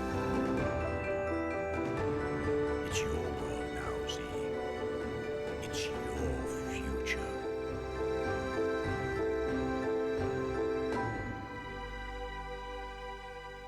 Okay. Platformer, right? Order Emotional some pizza journey because platformer. The Teenage Mutant Ninja Hey, Turtles are whoa. back on Nintendo Switch. In their very first radical roguelike adventure. Oh wait, wasn't this Leonardo, roguelike? Raphael, Wasn't this Donatello, this was like a and mobile game or something, Michelangelo wasn't it? Must travel through reality-bending portals to rescue their kidnapped masters. Yeah, Apple Arcade. With Apple each Arcade. run, you'll fend off the totally This looks bogus cool. Foot Clan while enhancing your abilities with power-ups. But no two runs are the same. Upgrade your turtle powers to grow stronger in shreds. thread through the story. The 4 turtles each have their signature weapons and awesome abilities. For example, Donnie's attacks have more range, but Wrath has a higher chance of dealing critical damage. After clearing each room, you get to choose from a variety of turtle powers to customize your moveset. Standard roguelike stuff. Devastating combos.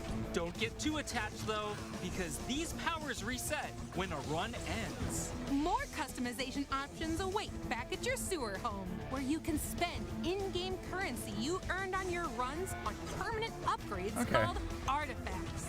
Pick the turtle and artifact that best suit your preferred place. Artifacts? You don't. Why wouldn't you call them toppings? Solo, or jump online with the 3 bodacious buds. Call them toppings. Your team of turtles can drop. Actually, no. I guess toppings would be the power-ups because you get different toppings when you get another pizza. Get ready to fight the foot when Teenage Mutant Ninja Turtles Splintered Fate. All right, that's not bad. As a timed console Look based on the 2012 version of Nintendo TMNT. Switch This is in-game currency? Well, you know, in-game currency, just points that you earn, right? Coins that you find or something.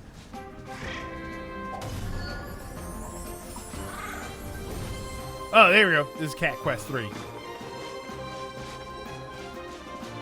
Explore the Caribbean.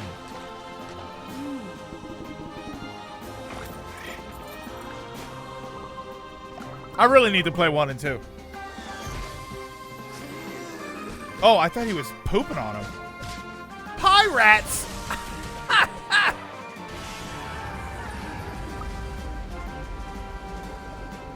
Whoa! That guy looks cool. You get a boat.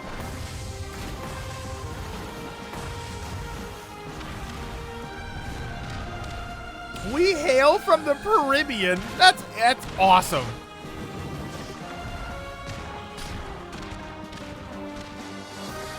This game will get more players than Skull and Bones, and that's going to be sad.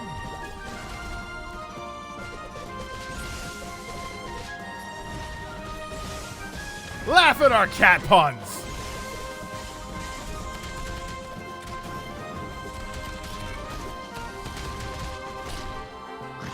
I just heard him meow, and I thought it was Sage. And there's a demo. This one I heard about. I heard that this was there, and I heard that there was a demo for this.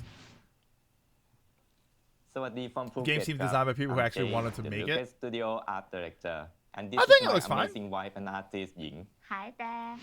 We are part of the creative team behind Stitch, a puzzle game Shouldn't be about sad. handmade Oh, embroidery. okay. It is such a blast for us to merge our shared passion for art and craft into our game, as we design a pattern called Hoops. Together, This we time, have it's designed personal. over 180 hoops for Nintendo Switch version, Blow and out. there are so many more to come after the game has launched. Our patterns are a fusion of personal experience and the Oh, they got community the idea. Nintendo The Lego Pokemon TV mascot thing. is a gamified avatar of our producer Tanin. Some content category, like mystical creature, for example, originated from our players. You suck. We hope you will enjoy the game and happy stitching. สวัสดีครับ Yeah. Stitches, man. Missed opportunity for Morgana and Persona 5 to say Here's the not say nitty-gritty Persona. on this cozy game. You'll complete puzzles called hoops to bring stunning embroidery patterns to life.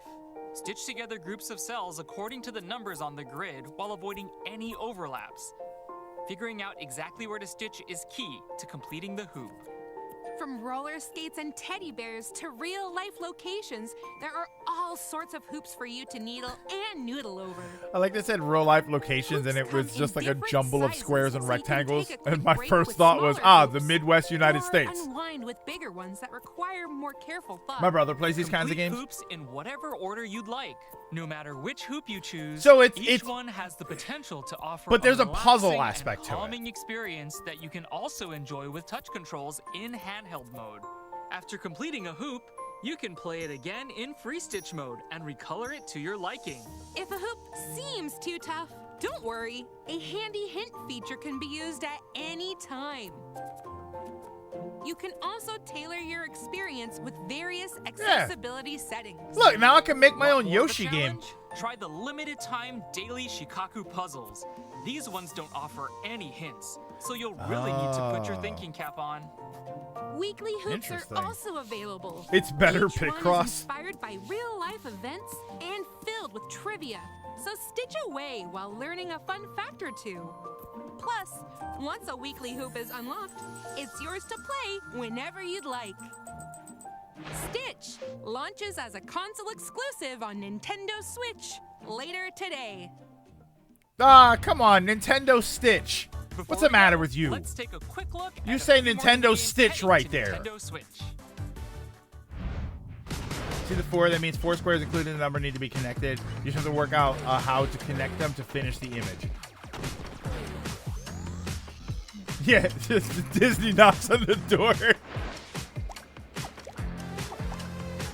Wait, hold on. I gotta go back. Where's the menu?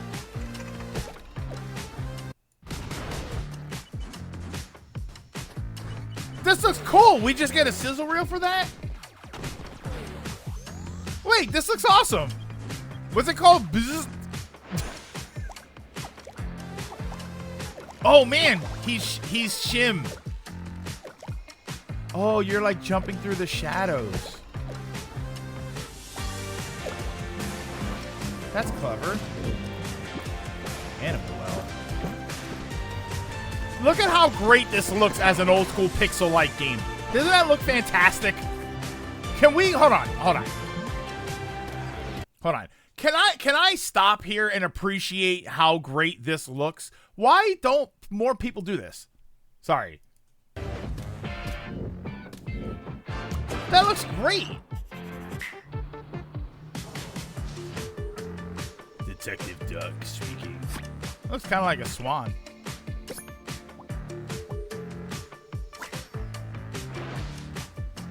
Oh, this one. We saw this before, I think, and I thought this looked kind of funny.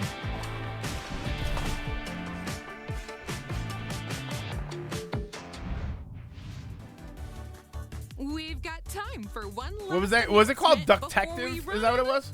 Steam. Take a look. Crab souls. Get ready to sail the spectacular seas in this long These SteamWorld games, not like Dig and Heist. I never really looked into, and I think I would like and them. mechanical hearts of its robotic denizens. Now, it's up to you to explore the Great Sea and discover why this once essential resource has become a nautical nightmare. Guide your ragtag crew of First, sometimes Steambots certain games in appear tactical, in the sizzle reel because the turn-based devs shootout in just a don't want to brand do an new interview adventure. segment. Point, shoot, and let those bullets bounce. This time around, you can explore the world map and engage in real-time naval combat. What? There's still one your more submarine event, with a one more variety of announcement after weapons this and one, items, right? It then could be line up Silk your Song. shot to You blast don't know. bounties. Actually, you do know because you watched this yesterday. You can even befriend Steambots along the way, recruit them to your cause, and embark on an epic voyage together. This As is you awesome. get to Now know release bots, Codename you'll Steam. learn how your actions impact Oh, their this is the lives. final announcement? Plus, with the new job system and in-depth character customization, along with over 150 weapons, utility items, and ship equipment pieces, you can strategically craft your crew to best fit the mission at hand. Your Steambots jobs and Codename 3 abilities was depend Codename on 3 was your $3 when I bought it, and it's good. Each different crewmate also has unique abilities that can be unlocked. That's a game that needs Of to come to the course, Switch. You can also Codename Steam. steal and wear your enemies' hats. So many hats. Take aim and blast bots to bits when SteamWorld Heist 2 ricochets I'm onto gonna lie, this Nintendo most I've been Switch interested in August Indies 8th. Direct. 3 games I like instead of 1. Yeah, like that's not That's a all for great. today's Indie You know what I mean? World. We hope you enjoyed the games in today's showcase. A big thank you as always to our indie community and partners for bringing their experiences to the Nintendo Switch system. Follow our official Indie World account to stay up to date on the latest news from Indie World. Until next time, happy gaming!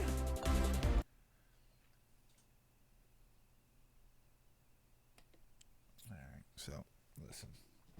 All right, let's talk about the elephant in the room. All right, we knew it wasn't going to be there. We knew. But it doesn't hurt any less, you know? We knew it wasn't going to be there. We knew. But it doesn't not hurt, you know? That's you know, that's painful. That's painful. No, I think it was fine. I think it was a decent event for what it is. Again, it's to be fair, it is kind of like what who said that? Oh, let me get it. Let me go back up here. It's kind of like what Kia said. You know, there's definitely more games that I'm interested in than usual for these events.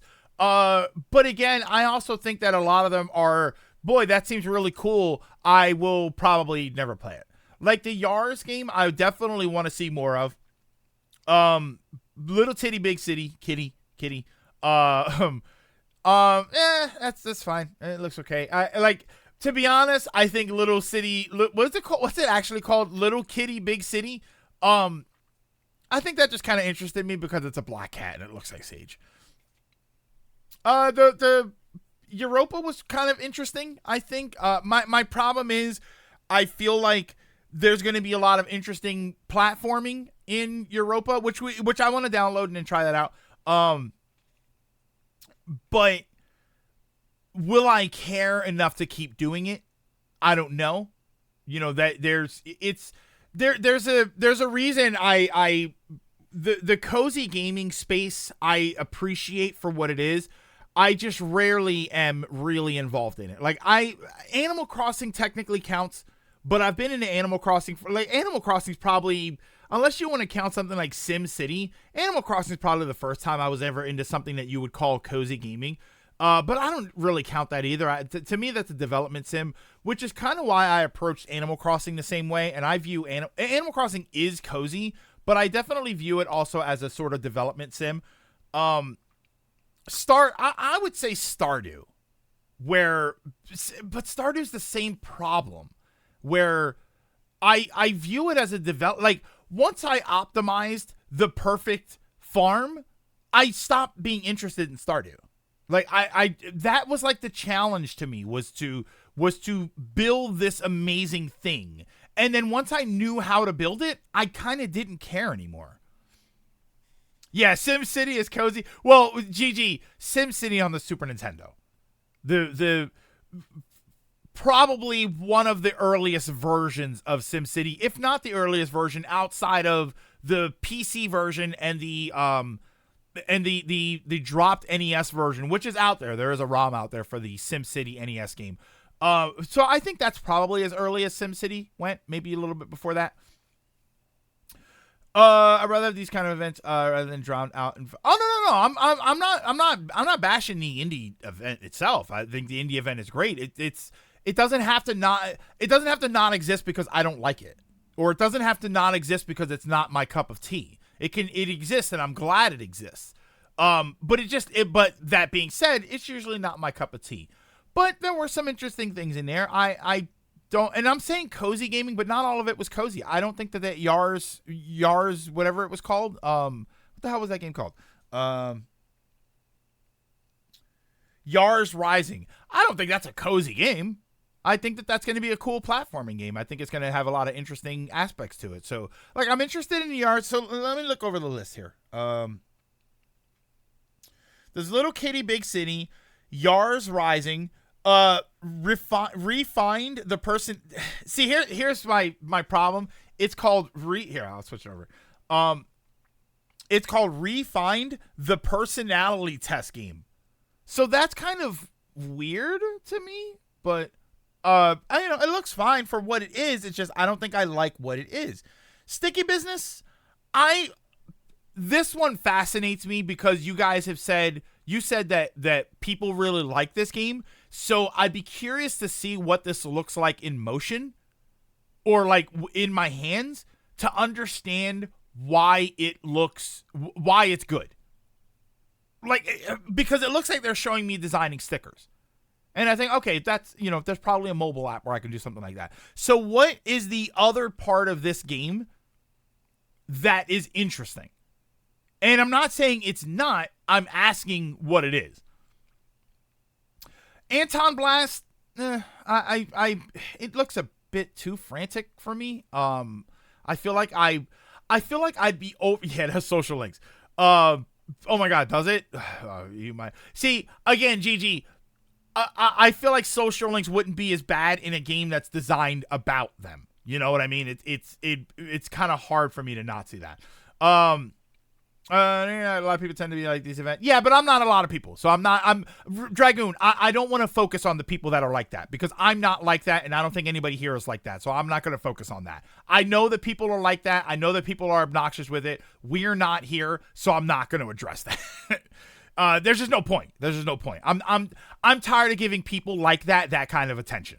If you don't want to like it, if you think it doesn't exist because it doesn't meet your standards, then I don't want to hear what you have to say anyway. It's one thing to disagree with whether or not you like it. It's another thing to think that it shouldn't exist because you don't like it. That to me tells me that your personality is not something I want to mesh with. But back to the games. Anton Blast, yeah, it looks a bit frantic. This looks like the kind of game that would give me anxiety to play. This is like Perfection, the board game, right? You remember Perfection? You got the little timer, and you got to fit all the pieces in the thing. That's like anxiety of the game. I think Perfection is what taught me how to be anxious, and this game kind of feels like that's what it would be for me. I'd be curious to try it. I mean, everybody says to try Pizza Tower and stuff, so I don't know. Maybe I would play it and think that it's awesome. Pop goes perfect. I hate those two. Jack in the Boxes. I can't stand them. I love frantic kinetic energy, but that's very fair. And the thing is, I do like frantic games. I talk constantly about when it comes to action games. I want something like Bayonetta or you guys said Devil May Cry. Like, I want something like that. It is fast. It's frantic. It's action. Hades, for instance, I think is a fast, frantic game. The Ninja Turtles game that we'll see in a second. That looks like a frantic gameplay sort of experience. But I enjoy that. That Anton Blast game just looks like chaos for the sake of chaos. And that's great for people. I don't think it's that great for me. Valley Peaks, this was the weird sort of graphic-y one. That was okay, I guess. This is not up my alley, or my valley. Oh, it doesn't pique my interest. Holy crap, that's loud. I gotta stop doing that. Lorelei and the Laser Eyes. I have no idea what to think about this game. I just don't know. Europa, this is the one that looked kind of interesting. This is the platformer. I think they said there's a demo for this, so that'll probably be one of the ones I download.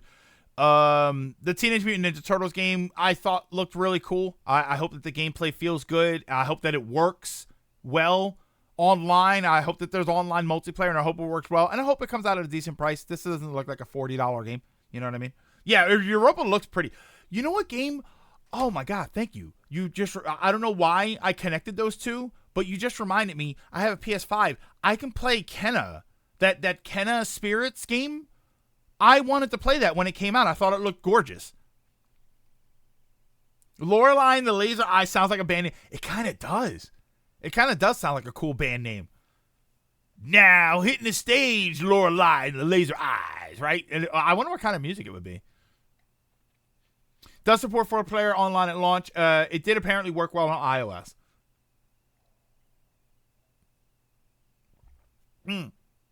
I think they specifically only showed off only chaotic moments, but it looks more like advanced gameplay. See, and what's crazy, GG,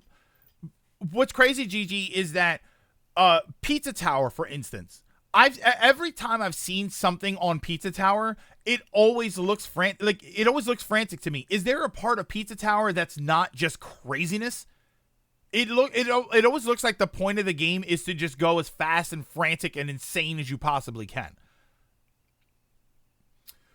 Ken is more like Pixar. This is more like Breath of the Wild. Europa? See, I don't know. Well, I mean, yeah, but I kind of thought Europa looked a bit more like, you know what it reminded me? Hold on.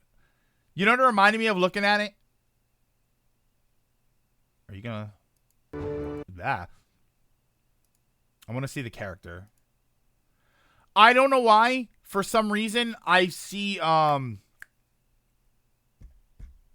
Ni no Kuni. I don't know. There's something about the way... I don't know what it is that I'm seeing. But when I look at it, I don't think Breath of the Wild. I think Ni no Kuni. And I don't know why. I don't know if that's even accurate. Oh, that's what it looks. That's what looks in those games. Just like you can go slow in Sonic. Oh, that's what looks cool in those games. Oh, okay, that kind of makes sense. That's because Ghibli's popular here in Portugal. Oh, that kind of makes sense then. All right, so that's Europa Ninja Turtles. Cat Quest. I mean, you know, it's Cat Quest. It's the third game. It looks hilarious. I guess the boat stuff is new. So, you know, Skull and Bones, eat your heart out. Stitch. Oh, excuse me. This looks like, to me, this looks like the definition of a cozy game. This looks like, oh, yeah, I am going to sit down and I'm going to have my coffee or my hot cocoa. I'm going to have my Switch in my hand. And I'm gonna be like, even if, especially if you're mobile, if you're using touchscreen, this looks like the definition of a cozy game. This would be something I have on my 3DS along with Picross. Looks like Operation meets Sudoku to me.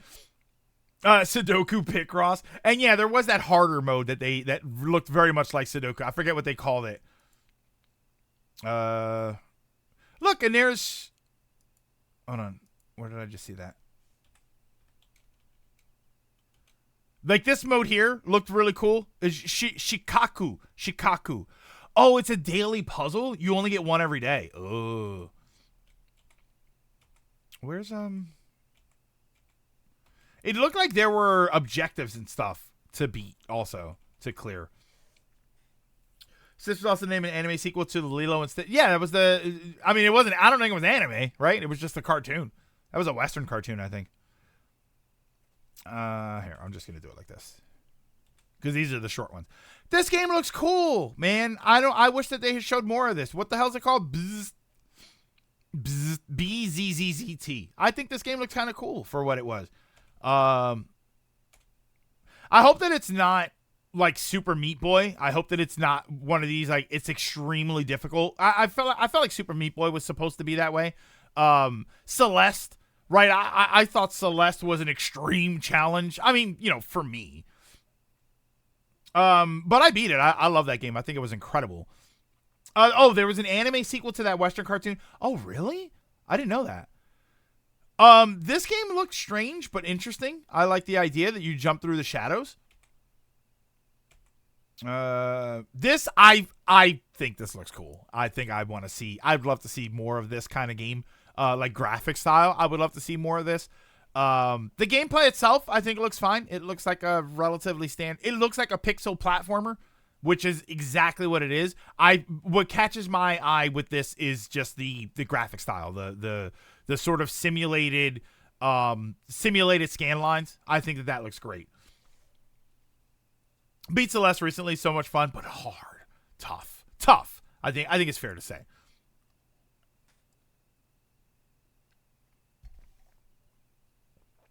Stitch also has a manga where he goes back in time and befriends a samurai. Sounds kind of cool though. Duck Detective. I didn't realize it was called that. I didn't realize it was called Duck Detective: The Secret Salami. Come on, man. It looks fine for what it is. It looks fine. Oh no. Oh no. Look at the release date.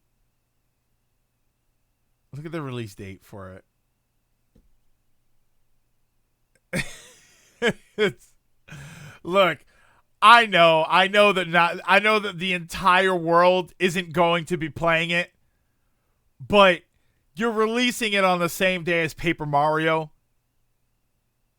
I feel like I feel like this game is probably going to get buried under that, but it's also an indie game, so it was there's a good chance it was going to get buried by a lot of other things, but yeah. Oh, it's going to eat Paper Mario sales. This is it. This is Dragon. No, this is perfect. Dragon, this is perfect because if Paper Mario doesn't sell well, we can blame it on Duck Detective.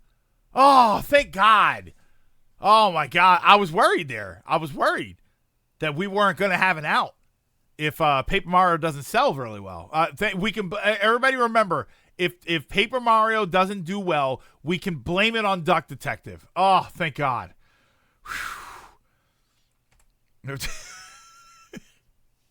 It's like water off a duck's back. God, that's loud. Another Crab's Treasure. We saw this game before. I thought it looked kind of fun. I thought this was a fun, sort of silly looking thing. Ooh, you suck. No, that nobody. You duck. Duck. You duck.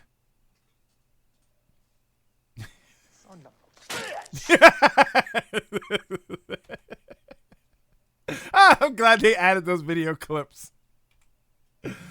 Oh, that would be foul play. And this was the last game, SteamWorld Heist 2. I didn't play these SteamWorld games, but I know there was Dig. People told me the Dig was really cool. I don't know anything about Heist. It looks cool. I mean, I think it looks fine. This is like, what exactly is this? Is this a multiplayer? Is this a co-op multiplayer game, or do you have all of these characters? Is this a single player game? SteamWorld Heist was a lot of fun. I have decent hopes. I have Dig on my 3DS, still unplayed. Don't make me play it again. Oh, Heist is a single player game. Okay, yeah, I wasn't sure because I feel like Monster my God. Combo. Turn it down a little. I feel like every time I see, like, in this video, I feel like every time I see the characters on screen, there's a bunch of them. So I wasn't sure if this is supposed to be a multiplayer thing, or well, like there's one with just one person. Yeah, I feel like there's a lot of emphasis on multiple characters here, so I wasn't sure if it was a multiplayer game or if it was a single player game. Turn-based 2D shooter.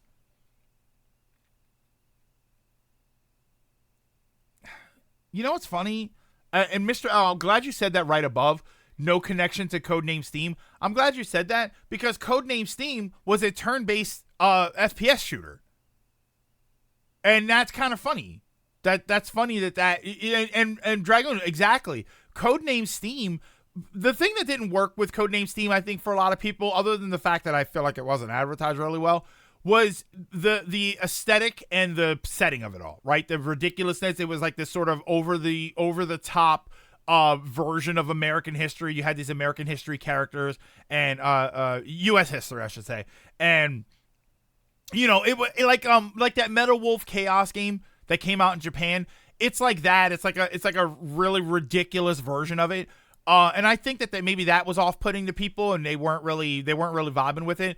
Gameplay-wise, it was very interesting. It was a turn-based FPS that had, like, it was RPG combat elements. You had a certain amount of movement and actions that you can take in the same turn. It was about positioning. It was about learning your skills, and it was very, very interesting. I would like for it to come to the Switch at some point. But yeah, it's kind of funny that you say it's a turn-based 2D shooter because Codename Steam was a turn-based FPS. Like, just shoot me with hats off and steal them to wear yourself. In SteamWorld Heist, one, I stole the Queen's crown and wore it all game. Yeah, I think Codename Steam got a bad rap. I think that it was a fun sort of I don't know if tongue-in-cheek is the right term there, but it was a very, you know, it was blatantly a ridiculous version of what it was supposed to be, and it did it very well. I think it did it extremely well. Codename Steam was made by the Fire Emblem team. See, they were able to make a game and didn't have social links in it. What's this? Oh, switch back to camera. Boeing plans to launch flying cars by 2030. Yeah, sure. Yeah, we'll see that happen. They can't even make planes that fly properly. Lilac. Boeing can make planes that fly properly. They're all just 60 years old, and they haven't made new ones. That's why you play Fire Emblem as Fire Emblem characters. If you had, you could in Codename Steam. Interesting. Yeah, that's why Boeing makes great planes. In the 1960s, and they've been fixing up the same ones ever since. Make something new, damn it. Overall, I thought it was a pretty decent event. The Indie World, I thought it was kind of cool. Like I said, I'm not usually crazy about the Indie World stuff. There's usually only like a couple of games that I think are kind of interesting, and I think this one, I think this one had 3 or 4 instead of the usual 1 or 2. 1 second here. Okay. Benstar. Hold on. Oh, I have to. So it kind of throws me off. It's kind of weird the way my windows are set up right here. So. There you go. Benstar talked about his video game crushes, and he had like a little schoolboy talking to a, what's this? Oh, so this is reveals his game crush. Do you have a crush on a video game? Look at him, I think I have crushes on most video game characters. I think like it's a bit going, what video game characters do I not have a crush on? I mean, like my stock answer would be I've always kind of was in love a little bit with Renoa from Final Fantasy VIII because I was a kid and she was so pretty. Yeah, I liked her. I was a big fan of her. In my life. So yeah, maybe that would be good. Her, and then no, I'm just not going to start listing my video game crushes. They are many. Ichiban Kasuga from Like a Dragon, 100%. The perfect partner. He would be a tender lover. So yeah. That's great.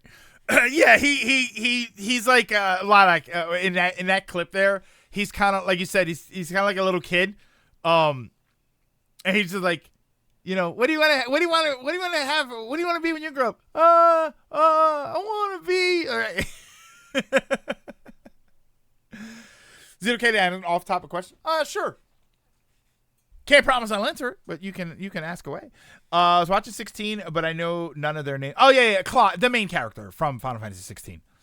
The one that always sounds like he's sad all the time, because the world he lives in is, quite frankly, the worst. Okay. Oh yeah.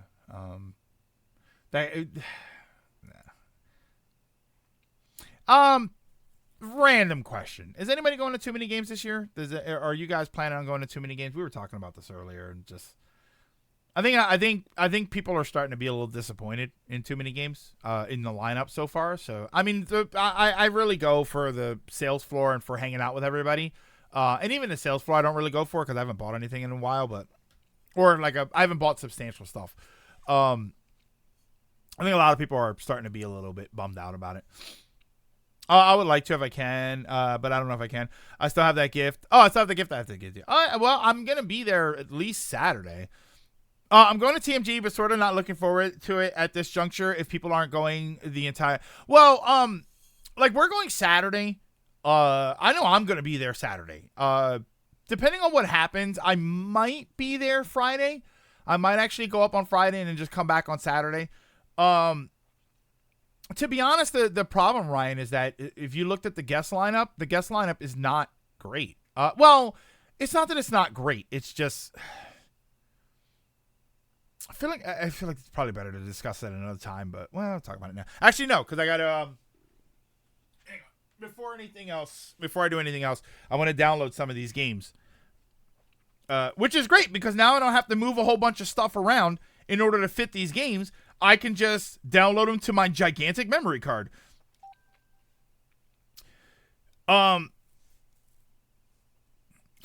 This year's TMG is an end to a bigger trip for me. Yeah, it's too VA heavy. I went to the website today because I was talking about this with Jason on Twitter, and I had said, they didn't really announce any sort of content creator guests it's a lot of VAs. I linked it earlier. It's 10 VAs, and they're good VAs, right? It's a bunch of people from Baldur's Gate. I think it's the guy that was Leon Kennedy. There were a couple others. I think there were some Genshin characters. Like there's a ton of very interesting people there. My foot fell asleep. I'm too poor to afford pizza, let alone a plane ticket. Too few games. No. One YouTuber, two people that are listed as influencers. One of them has to do with Magic the Gathering, and I forget what the other one is for. And then one YouTuber group. Any Xenoblade actors people can complain at. I'm sure, given the range of the people that are there for the VAs, I'm sure one of them did something in a Xenoblade game. The other thing I was kind of curious about, and I wanted to ask you, I'm sorry, I'm looking down because I'm on my Switch, trying to figure out where to get these demos. Games with demos. I'm asking our Screenwrite Manager if I'll still get my panel, but no word yet. Download this. All right, so I'm getting the Europa demo. Cat Quest has a demo. I'm gonna get that. Right? It has a demo. I'm gonna see. Let's see if Anton. It was Anton Blast. See if that has a demo. They're all right here. So, does that have a demo? Is there anything? Oh, there is a demo. Good. Anton Blast. Some of these are different. What the heck? What the hell is this? Is this a adult game? Oh, new. Oh, God. Okay. That threw me off here. There's a game on here called Noodle Tag. Nudel Tag, like TAG. But it's for noodles, like ramen. You put NUDE. I'm surprised they got that past the filters. I think that's it. I think those are the only ones that have a demo. What about Pepper Grinder? Did Pepper Grinder have a demo? It did have a demo. That wasn't shown today, but I want to check that out. Did someone say ramen? Yeah, why? Have you seen half the crap on the eShop? Yeah, but it doesn't actually say nude on it. Although it does. Well, they are called hentai, so it said nudes. Yeah. So the VA stuff. I wanted to ask about the VA stuff. So it's like 10 VAs, one YouTuber group, and two that are listed as influencers. Here's what I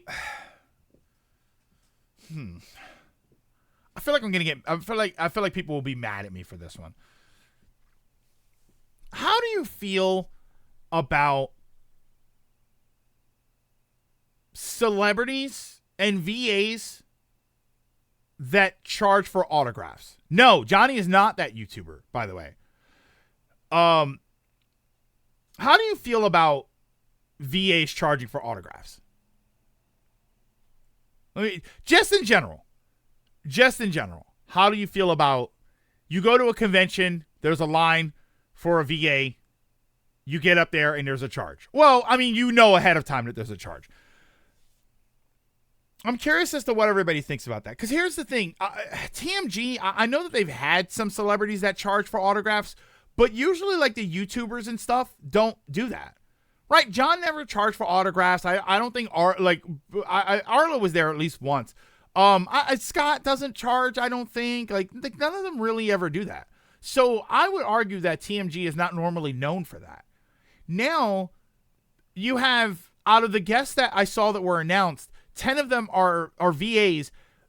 Literally every one of them is charging for autographs. Every single one of them is charging for autographs. I'm fine with it if it's only a couple bucks. It is not. It is not a couple of bucks. I guess I just expected at this point. I understand why they do it. Not much good or bad, but it's a waste of money. I wouldn't pay for that. I'd rather just do a selfie with them. Here's the thing, Gigi. The selfies are also money. The selfies, I think, were like $30 a piece. I think on average, the ones that I saw it's on the page. Like if you go to the guest page, it tells you how much they're charging for these things. The selfies, I think, were like $20 to $30, and then the autographs were anywhere between 40 and 80, depending on who it was. And they were all like that. None of them. I don't think any of them were $10. They were all $30 or so for the selfie and 40 to 80 for the autograph. I think it's less mixed if they provide the thing being signed like a poster, which I think they usually do, but it's usually just like a picture or a headshot or something. It's not like it's cheaper if you bring your own thing. Oh, those fees would basically motivate them to go because they're taking time out of work otherwise. I have a point that I want to bring up about this, by the way, because you're Mr. L, what you're saying there, and Ryan, I think what you said too, kind of makes me bring up a point.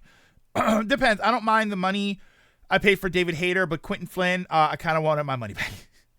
I understand why they do it since acting doesn't pay well for games and animation. Or maybe they charge cheaper for other than no. The prices are on the page. That's what they are. To be fair, when I say let's mix, I don't think the sign thing should be $10 to $20. I paid $45 for William Shatner's autograph and $40 for, but I don't know. I also kind of think, William Shatner versus the guy that did Leon Kennedy. You know what I mean? I feel like there's a difference there.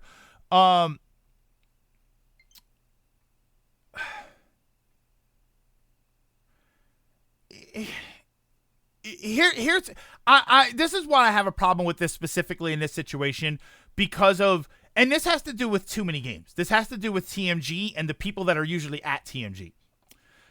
Like you said, that industry doesn't really pay that well. Obviously, they're not making $100 million for being voice actors the way regular actors are for what they do.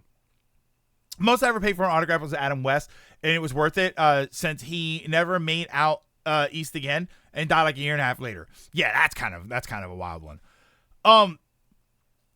That stuff doesn't pay as well. You're not making $100 million being a voice actor the way you would if you were Brad Pitt or Keanu Reeves or something, right? Some crazy large celebrity.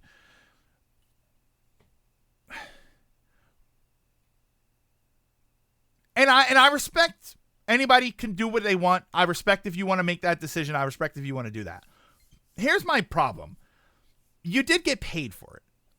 It is a job. It is a working job. The people that usually go to TMG, the ones that are usually the high profiles there, right? John, Scott, Vinny, like Vinny Vinesauce, right? All of these people that go there and they're usually there. They're usually the headliners, and they usually do these things. They don't get paid for what they do. Scott DeWaz doesn't get a paycheck for what he does. He makes content, and then based on how many people engage in that content, he makes money off of it. But if 0 people decide to watch his videos, he doesn't make money off of that video. If you get paid to be a voice actor in Baldur's Gate 3 and the game tanks, you don't lose your paycheck. So I feel like you have a right to monetize your persona and yourself. You have every right to do that. But I feel like there's a fundamental difference between doing that when you got a paycheck for the job and you go to an event and you're meeting fans. And I think that's my problem. I think that you have every right to fight to make sure that you get paid what you're worth. But this is kind of an event where you're meeting fans. And I don't know. I feel like you can get away. Like, it's not as much of a problem, like you guys said, if it was a little cheaper. But $40 to $80, $30 to take a picture with you it just feels excessive to me. And I'm not a huge fan of that.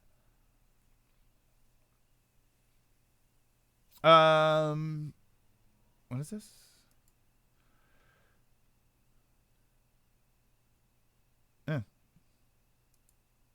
Oh, is that one of those binders, Lilac, for art books for like the artists at Artist Alley?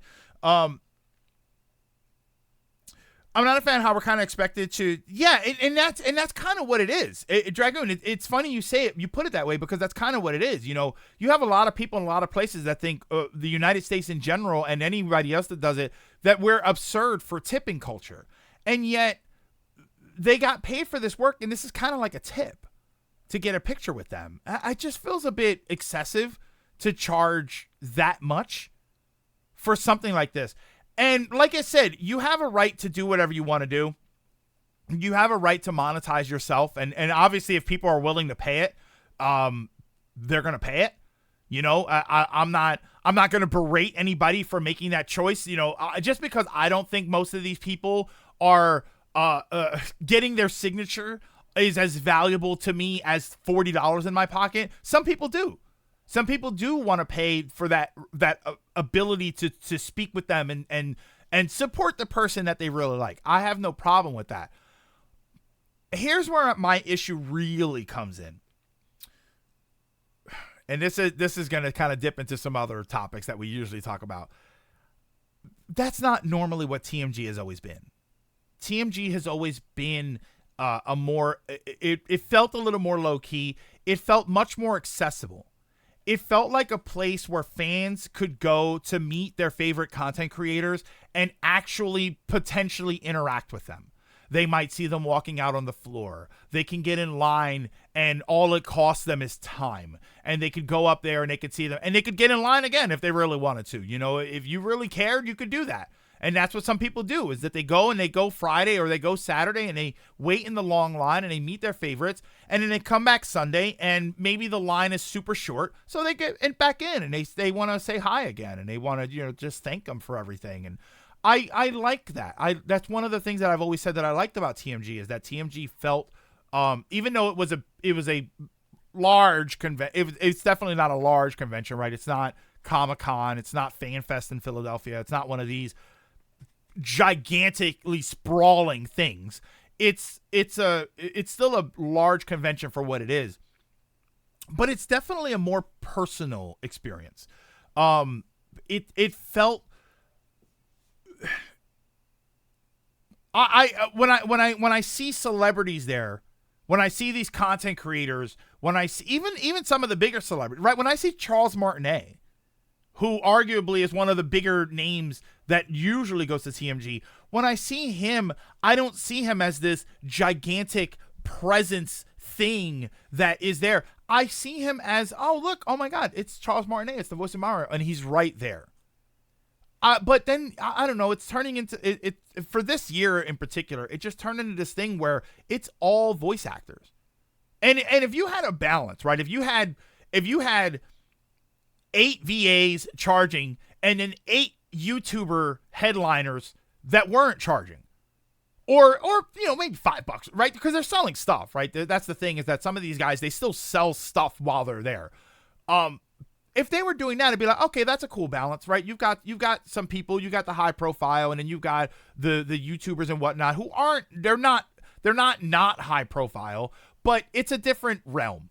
It almost feels like a different medium in general to be a YouTuber versus to be a paid celebrity. So that's a nice balance. But this year, the balance is way off. It's way off. And I don't feel like they're announcing any other guests, unless they just throw out a sizzle reel of people that they're expecting to show up.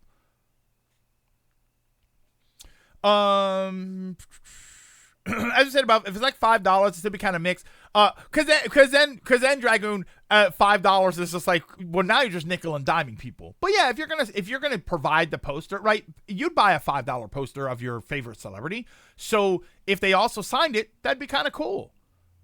But $40 to $80, I don't even know what the difference is. It says 40 to 80, so I'm assuming 40. I'm assuming 80 is like you get a signed thing. They talk to you for an amount of time and you get a picture. Was it just me, or did they update the guest section of TMG? I had it. I thought I posted it earlier. Let me see here. How's the volume? No, I didn't post it earlier. I did have it up. I had the window up because I shared it on Twitter.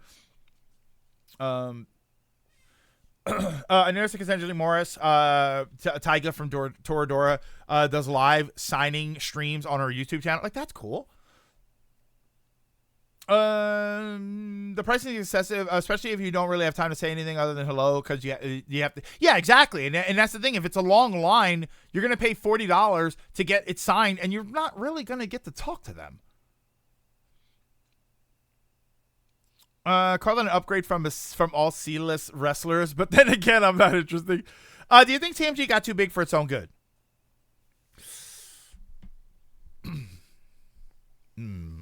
That's a good question. Do I think TMG got too big for its own good?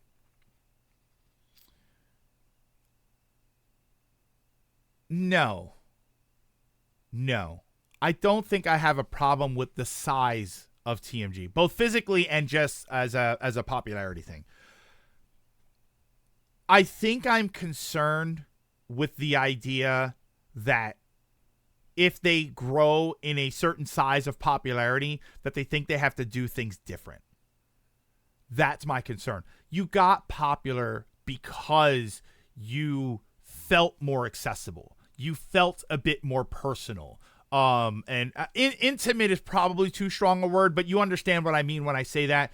It felt like this was your opportunity as a fan to rub elbows with the people you're fans of. And now it feels like this year in particular, and I can't say that about the last years. It really is just this year in particular. It feels like we're very known, we're very popular, so we have to get these gigantic names in our industry in order to meet the demands of that popularity. But that's not why you were popular. You weren't popular for that.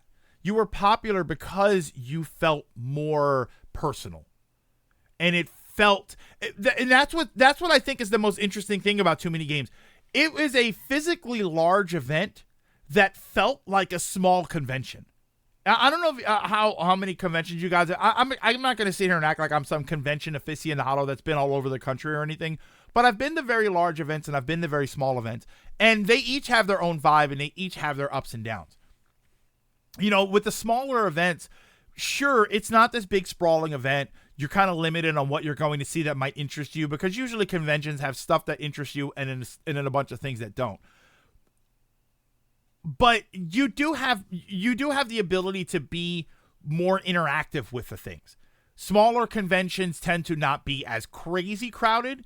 You usually want to, for me personally, I want to engage in something different. I want to go there and I want to see a table full of stuff that I'm not familiar with, and then maybe ask a question about it. You know, I went to one year. It was like one of those like in a hotel sort of convention area, like in the hotel, and they had like board game thing where they wanted you to try out board games, and they set up board games to play, and that was so interesting to me, and I did it, and we played a bunch of games. I think I played King of New York. It's like the monster board game. It's like the tabletop board game where you play as a kaiju monster and you're trying to be popular. You want to be like the most popular kaiju in the city. So that was really interesting. I never would have played that at Too Many Games. I never would have gone to that event, to that area in Too Many Games and engaged in, hey, we need people to play this game. Come check it out. But at a small convention, I did. I wanted to. And, you know, on the contrary, at a large convention, I get to see celebrities at a height that I've never seen before. I get to go to big spectacle events. And that's why there's a balance between them. And I feel like Too Many Games is still that smaller convention. It still feels like that, but it's trying not to be that. And I kind of worry about that, and I don't want that to be the case. I want them to focus on YouTubers and content creators and Twitch streamers. I would love if they had big screens and they had panels with VTubers. Like, imagine you get to go to a panel and then it's a big screen and it's a VTuber, and it's a VTuber that's there that you can actually interact with. I think stuff like that would be cool. And it's a shame that this year it seems to be VA-Con.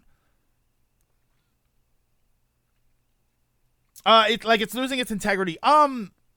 Like Ronan, like it's losing its identity. Maybe that's better. Like it's losing its identity. It really is too many games. I think it's not enough. It might be the problem. Comic-Con started off being about comics, then included comic book related media, then included any media comic fans might be into, and then just included anything pop culture in general. And now, Mr. L, if you go to a Comic-Con, you're hard pressed to find stands that sell comics. It feels like you're hard pressed to find dedicated comic sellers at Comic-Con. But at least it's still there, you know. It's less a fan event now, a more corporate event, meet and greet. A little bit. I mean, the thing that I think is most important about Too Many Games, and I think the thing that Too Many Games has had over at least some of the other conventions, is the size of something like the sales floor. I think that the sales floor is always the most interesting attraction at Too Many Games. So I hope that is still the same size. I hope that that's still huge. I feel like I'd be concerned when that starts to go down. I feel like the day I walk into Too Many Games and the sales floor is half the size, that's where I start to think, I don't think I need to be here anymore. Hey, Mr. Sonic. Let me go back up here. Regardless, I hope that this year's TMG will be just as good as the past ones I've gone to. Since I don't intend to go next year, I have another trip planned for that year, and it's going to cost more than any of my trips so far. Before TMG, the last one I went to was Tokyo Game Show, and it was massive. Like, yeah, Tokyo Game Show, TGS is huge. That's a whole different, and Trio, so you would know. Going to Tokyo Game Show and going to Too Many Games is way different vibe-wise. You go there for different reasons. I remember my friend was really looking forward to the cast of Critical Role going to London MCM before the pandemic canceled it. So it feels like TMG is losing its integrity by not including content creators this year. I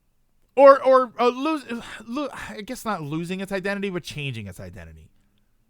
Changing its identity without changing its scope. I'm kind of hard. It's kind of hard for me to put into words how I feel. I just feel like it's not really the same thing. I feel like it's not gonna feel like the same thing, and I worry about that. Hey, Silent, or True Blue. I'm talking to you while going for a walk. What's going on? I'm talking about TMG. Talking about what we hope is going to be good at TMG. Again, if you wanted to sell me a poster or good, that's fine. I'll pay for the thing and get the autograph as a bonus. Yeah, at this point, you're paying for the autograph and you're getting a picture as a bonus for that sort of thing. Haven't been to a lot of conventions that I've been to, but I've noticed that most have changed for better or for worse. Left Training came back before gameplay started. Yeah. So yeah, we're gonna start that in a second here. Yeah, I don't know. I kind of wanted to just sort of bring that up and see if anybody was going and how anybody felt about something like that.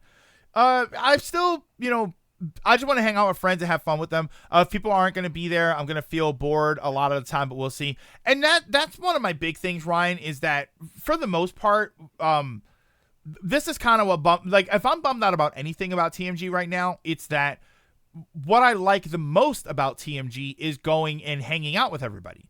I love the sales floor. I think that that's a lot of fun, but I have just as much fun going back to the hotel. In the last few years, I've had more fun at TMG at the after events, going to Arnold and hanging out there and bowling. We went bowling last year, going out to the dinners that we would always go to, going back to hotel rooms and hanging out in what is basically a party environment.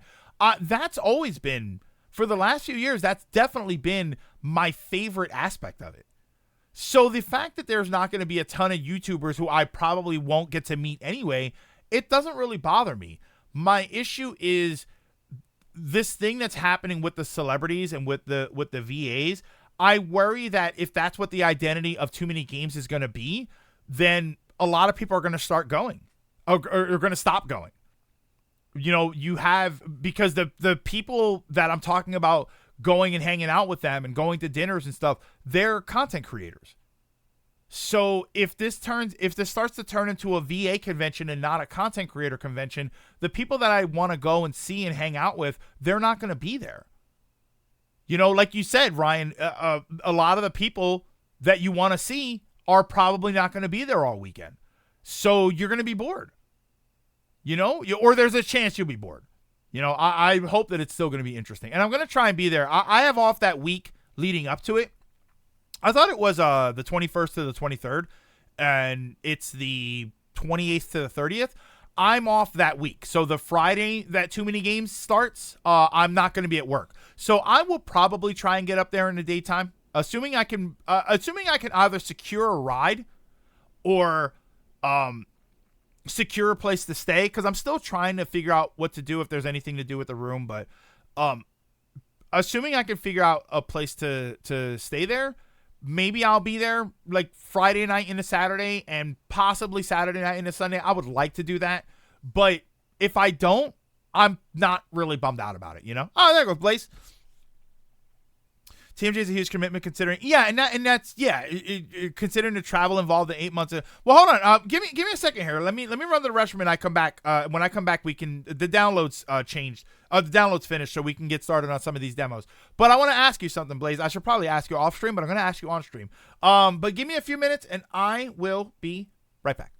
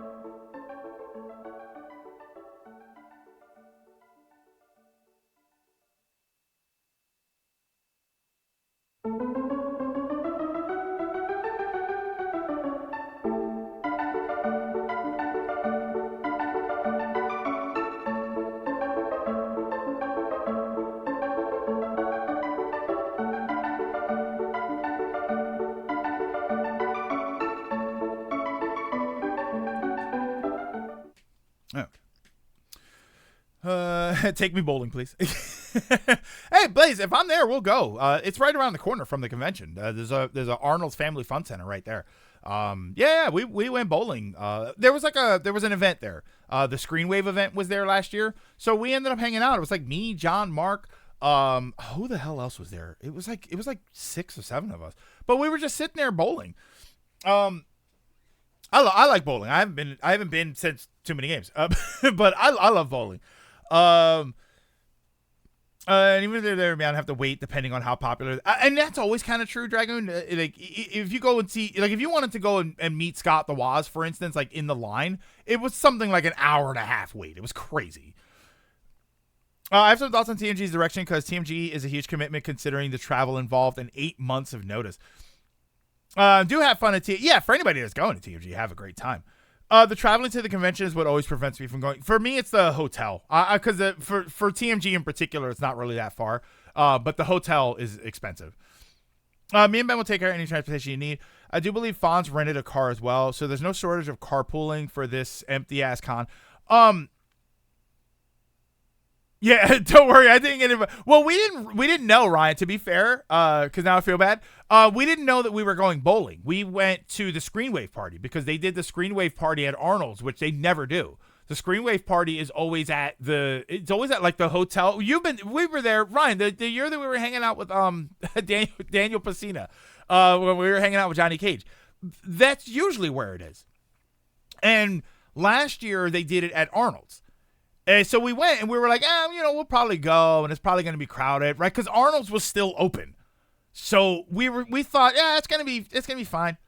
It's going to be okay. Like Ryan, to be fair, I don't get invited either. I just go. But we went and we were there and we were like, we'll probably just go and we'll stay there for 30 minutes and we'll see what happens. But we sat down and we ended up bowling. Because Arnold's was still open.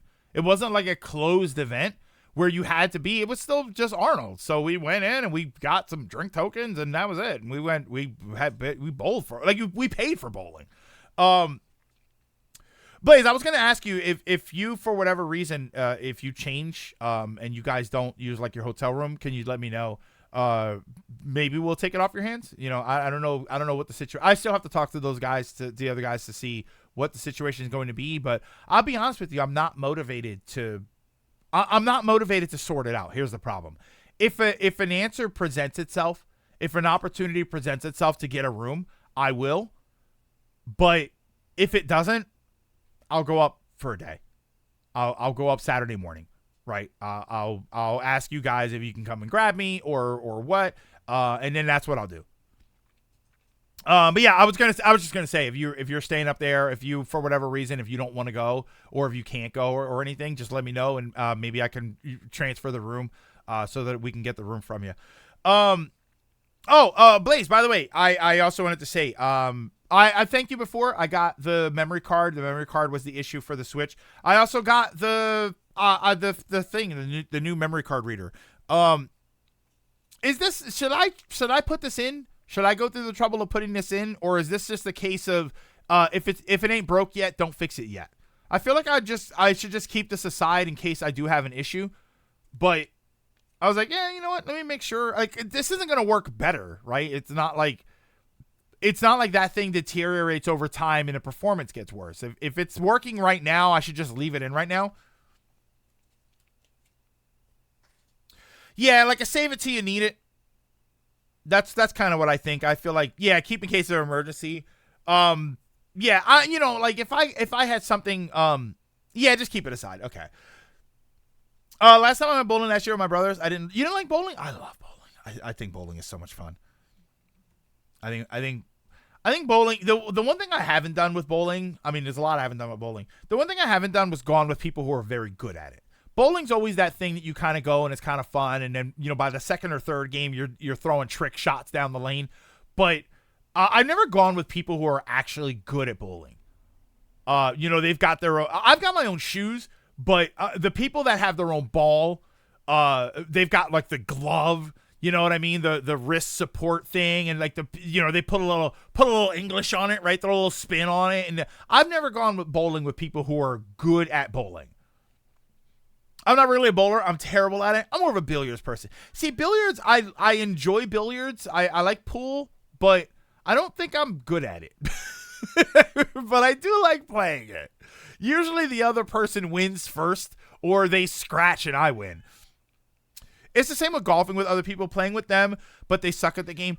Golf is one that I've never done. I've been to the driving range. And I loved going to the driving range, but I've never actually played golf.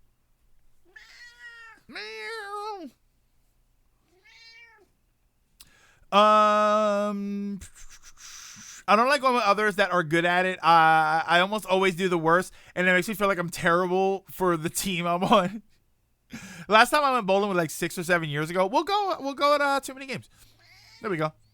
We'll go to Blaze. We'll go to TMVA, right? Too many VAs. I have chaotic luck when it comes to pool. I have pretty decent aim, so stuff like bowling, darts, pool, I tend to be pretty good at. Darts is a game that I've never legitimately played. I have thrown darts at a dartboard, and so I guess it's kind of like golf in that sense. I've thrown darts at a dartboard, but I've never played a round of darts. I used to like bowling, then I got roped into joining a league with my cousin when I was younger, and I was just a kid who wanted to stay home Saturday mornings and watch X-Men. Well, now you can. Now you can. There is an X-Men or that you can watch. I apparently throw the ball too hard, but it's fun. Yeah, the funny thing is, the first time I ever went bowling, I didn't know how to bowl. Right, I knew what to do to throw the ball down there, but I didn't have any muscle memory guiding me. So the first throw, I hawked it down the lane, if that's even a word, and I got her ball. But then I picked up the spare. The spare was me knocking down all 10 pins. So I always say that my first bowl was a gutter ball and my second bowl was a strike. But technically, it was a spare. But I was like, oh, that's okay. I'm getting it. I've done pub tournaments for both pool and darts. Came in second in darts and won at pool. Yeah, I've never actually played darts. Hi, buddy. Okay, buddy. I'll give you some treats. I played tons of darts back then. Yeah, I never actually played like a game of darts.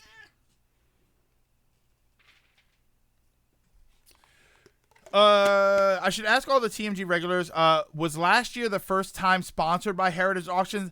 I know that they've been there before, but I don't know if they were sponsored by them. I did get one of those lanyards, and then I threw it out because I didn't realize the lanyards had Heritage Auctions.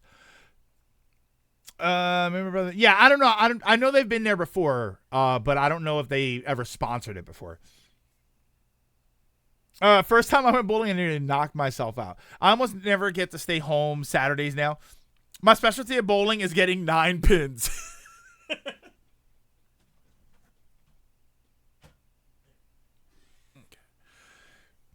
I'm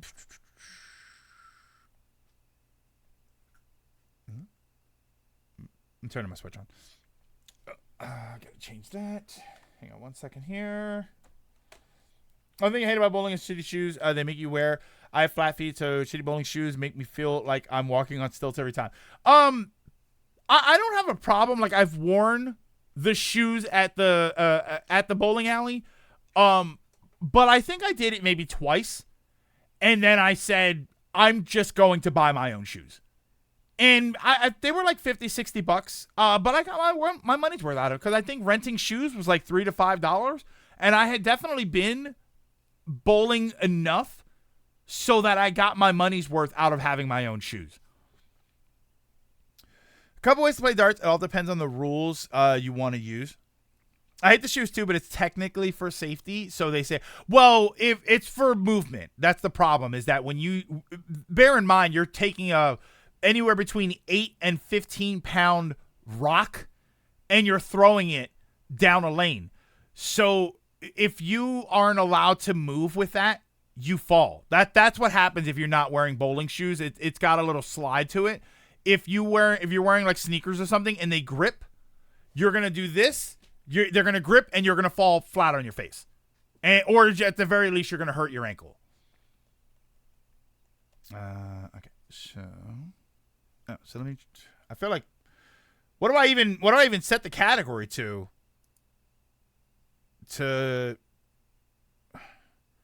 What do I even set the category to in order to try these games out? Do I have to try the individual demos? Like to the individual games? Let's see. Anton Blast. Is that it is. Oh, demos plus games. Is that a thing? Demos. Games and demos. There it is. Literally. Why is it mature rated? Okay. Real bowlers do it in 5-inch heels. Yeah, there's a demo category. Yeah, games and demos is what it's called. Just chatting. I can hit the ball far in golf. Just might go off to the left somewhere most of the time. I learned how to fix that. I had what's it called? It's It's a hook if you hit it on the inside. It's a slice if you hit it on the outside. I used to have a bad slice. So I started to correct myself, and then I eventually did correct it. I eventually corrected it so that I kind of corrected it by intentionally hooking, and what that did was it ended up going straight. A hook if it goes right to left, but it's also related to what hand you are, because I'm a righty, so I'm a right-handed golfer. I can respond to mature things really mean. Okay. All right, so what do I want to try here? So I have four demos here. These three, Anton Blast, Europa, and Cat Quest, were in the event, and Pepper Grinder was not in the event. I forgot that I wanted to try this game out. So I feel like it's going to be one of these three. I feel like Anton Blast is probably the best bet because I think this is going to be the shortest experience, and then these other two I'm probably going to want to put a little bit of effort into. So I feel like these are the best bets here. I think Anton Blast... No, we don't need to worry about a poll. I think Anton Blast is going to be the best bet. Because I think this is going to be the shortest one. I can't imagine... It has... Yeah, I was going to say it's probably just 1 or 2 levels just so you can check it out. And let me know if it's too loud, if I have to turn it down or anything. About this demo...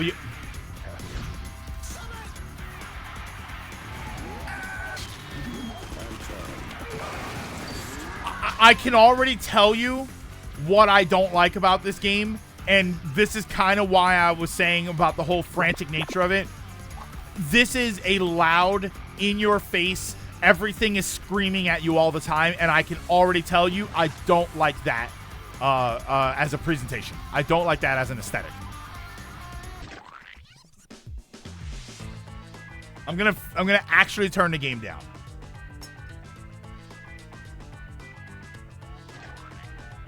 Like, this reminds me of the meme game, the one on the Wii U.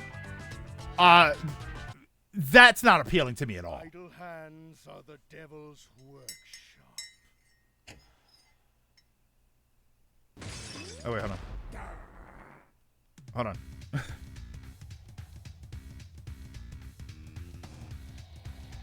Was it called Meme Run? Like I said, this is the game that even Sonic find to be too fast. It's more than just that in your face, like, oh, we're gonna yell everything all the time, and it's just like, okay, I guess that's funny.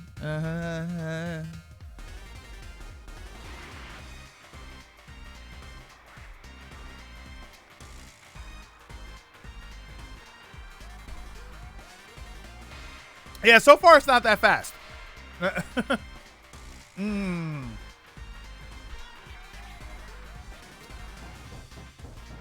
Okay. See, now I feel like I'm not playing it right. Wait, so what is this? So what are the controls here? What are the buttons? So there's a hammer. Oh my god.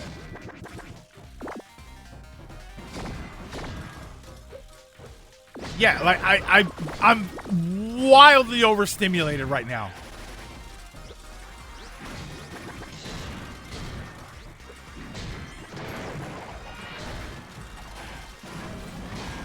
I see the appeal. Ow. You know, everything makes a gigantically loud noise. Oh, wait. Isn't that a thing? No. Like, I'm not even reading the things that I'm supposed to be. This is another Y press. And time another Y press when your trails turn red to change. Okay. Like, am I supposed to be paying attention here? Wait, what? Hold up and then jump while you're on a layer spring. What? Oh, no?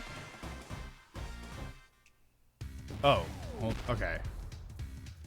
So it's like classic GBA series tower. Yeah, everybody was saying like Wario Land 4. The font isn't helping. Yeah, like I'm sure if I learned all the buttons, it'd be awesome. but I'm way overstimulated right now. It might be the coffee.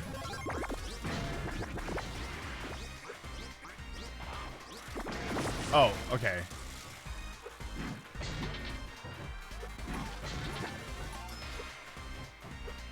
I'm getting PS1 vibes?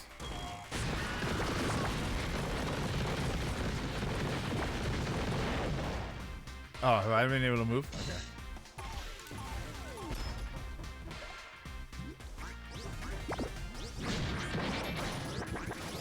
Like, there's so much happening.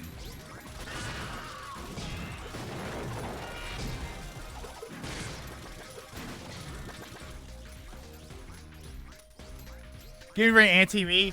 It's very do not collect everything you want to grab and run and not stop. Yeah, like that's the way I feel. Like I'm not like if I stop and collect, if I'm not running, I'm losing. Looks like GVG is getting in on it. Are they on it too?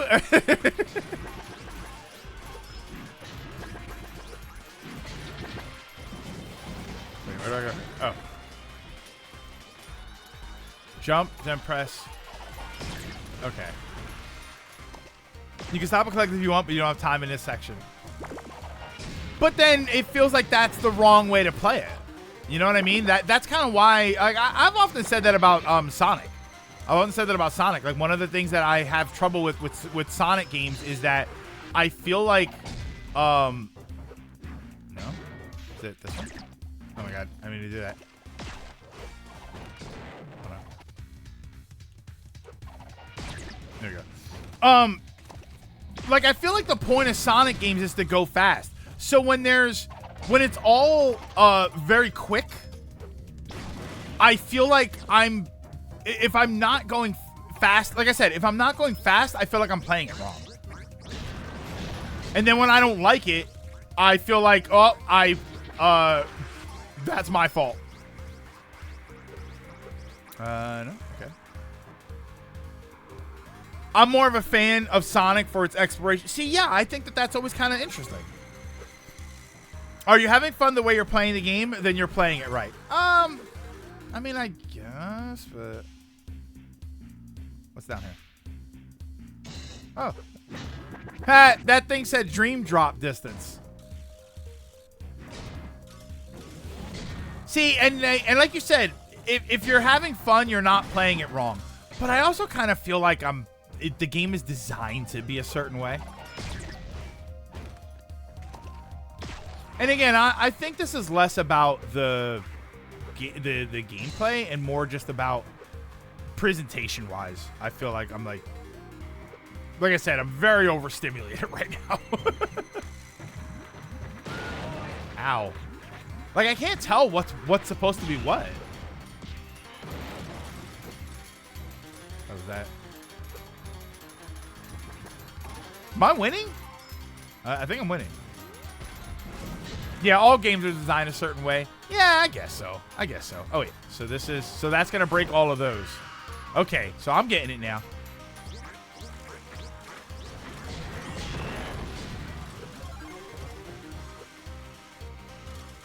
There are games designed specifically for speedrunning. Do you think that that's what this is? Could that be why every time I see something about Pizza Tower, they're moving 100 miles an hour? Is that what Pizza Tower is? Is that a game designed for speedrunning?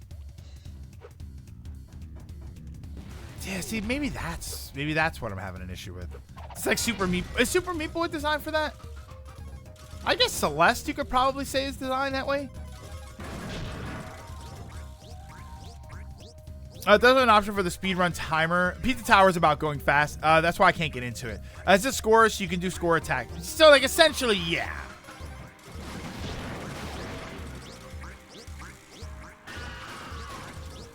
Like, oh, no. Wait, okay.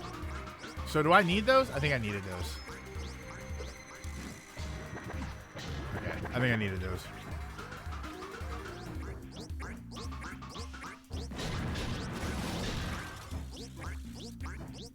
Yeah, like when grown-ups would look at kids' cartoons and say, I have no idea what's happening here, that's kind of how I feel. Like, I have no idea what's happening here.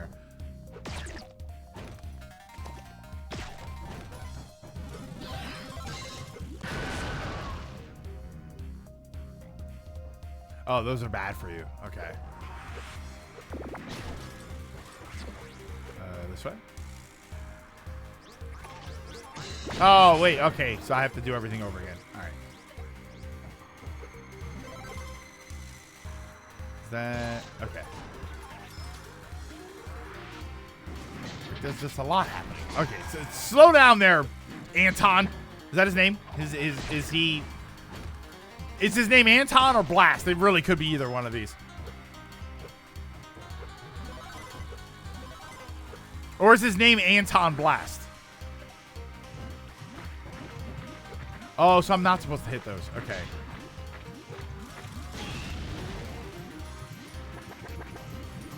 I think that's why I didn't even realize I was getting hurt. Neither this game nor Pizza Tower nor Wario Land require you to be dashing constantly. You can take your time in some of the challenges. Yeah, I guess so. Game is kind of cool, but there's a bit too much going on the screen. It's really difficult for me to keep track of my character. Like it's just a lot happening. No, this one. Yeah. Okay.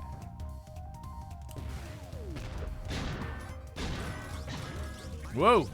Yeah, see, that's definitely a speedrun thing right there.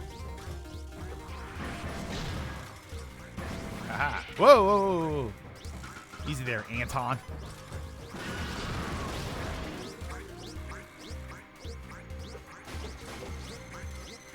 This way?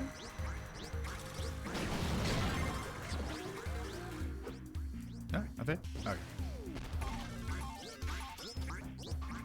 Yeah, it's definitely got its own style. It's definitely, you know, it does exactly what it's supposed to be doing, which is the loud, like I said, kind of in your face, just something. It's something's happening every second.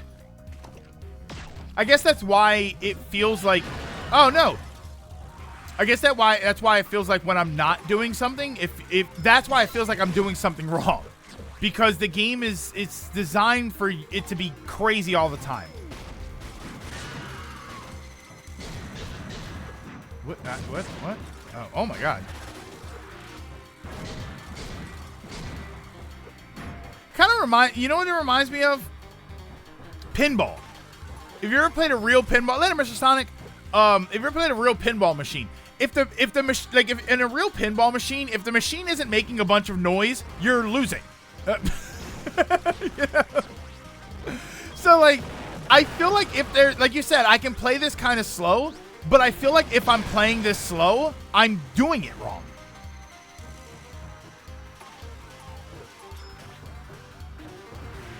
Typical. I recommend trying on Wario Land 3 on NSO. Is that on NSO? If you want a less chaotic, in-your-face, more puzzle-oriented version of this, it's a typical game you can show off if your muscle memorize the levels and you can blaze through it. I only play Space Cadet Pinball. Hey, Space Cadet 3D is amazing. I can't believe they never ported that. What's this? No, I didn't. Oh no, I wanted the thing over there.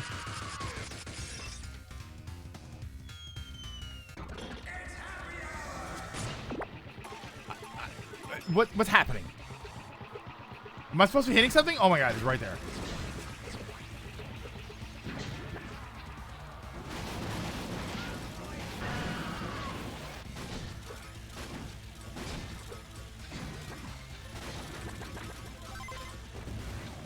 Time to go fast. Ryan, it hasn't been until now?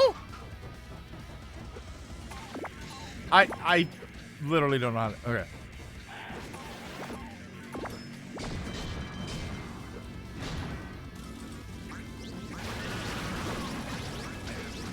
I'm in the foreground. Okay. Wait, I'm in the background, I mean.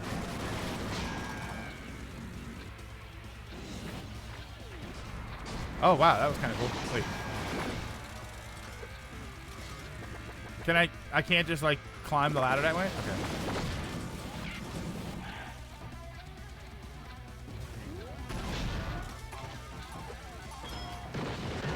Yeah, we said you could take your time. Now we can't.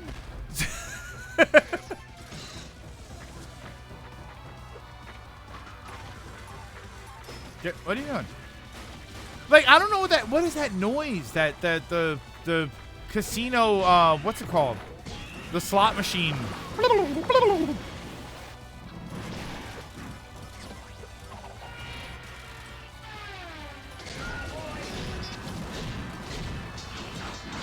I mean, oh wait.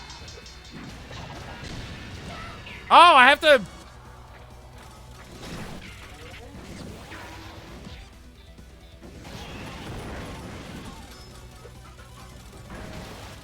Oh my god, I'm all the way back.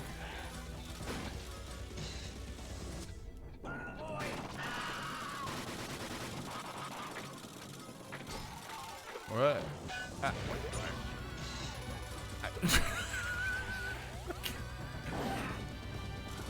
No!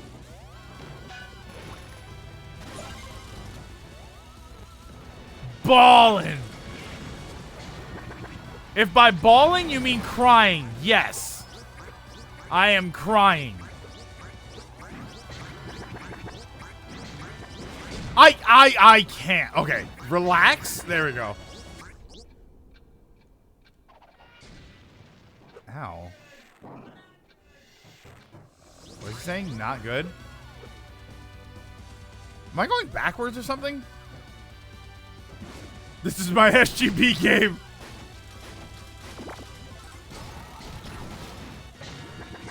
Could you imagine? Imagine if I showed up and I said, this is the game that I want to play.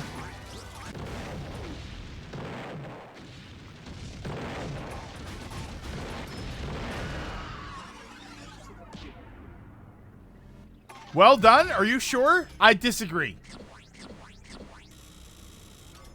Videotapes. There was stuff to collect? I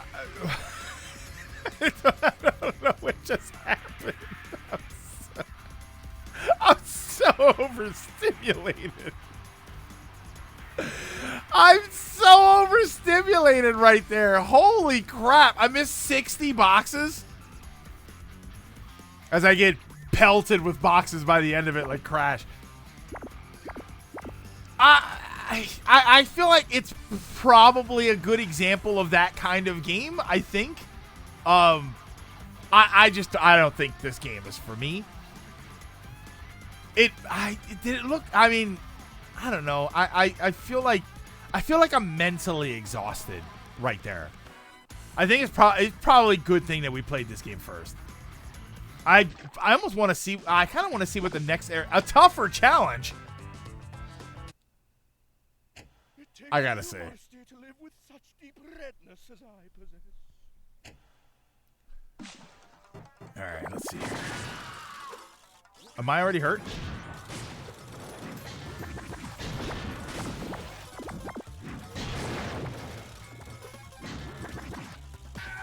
Oh, okay. That's not floor.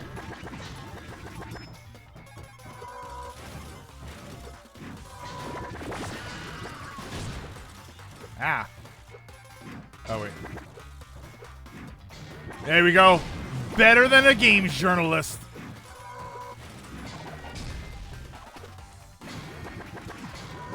Can I hit the button every... Oh, no.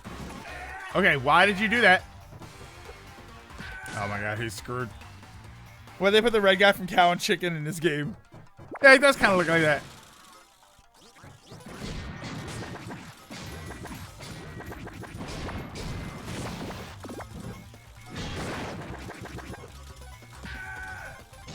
Whoop. Oh, wait, because I don't have a... Ow!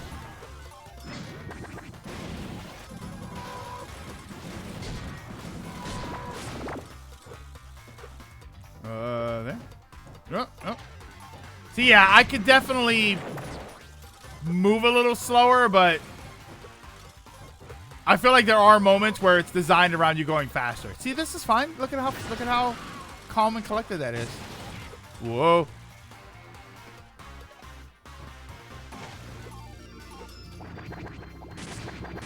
I wasn't expecting that to happen.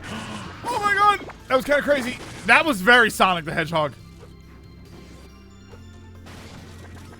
Okay, so you have to hit it right as you're about to bounce. That's almost the Tom yell from Tom and Jerry. I mean, if you want the Tom yell from Tom and Jerry, it's in one of the SNES games. Oh, wait, he has a little animation when you let him stand there.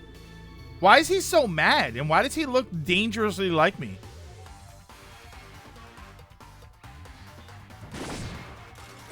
What was that SNES? It's on the SNES. It's on the NSO that has like the Tom scream from it. Was it the Caveman something or other? Oh my god, what game was it?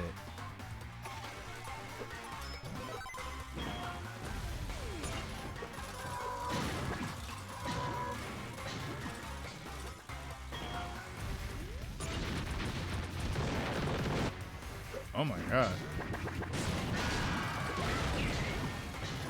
Did I just take damage there?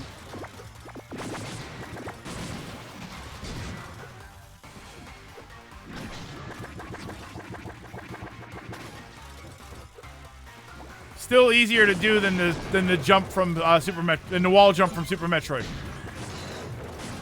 He doesn't have copyrighted Safe Wario, even more so than his Pizza Tower protagonist.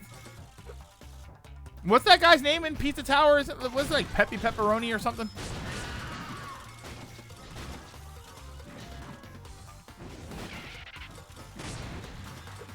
Is that it? No? Okay.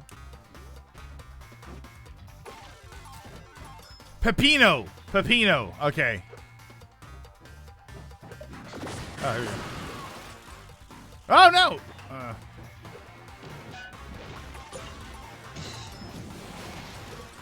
How do I get that? How do I run? What's the...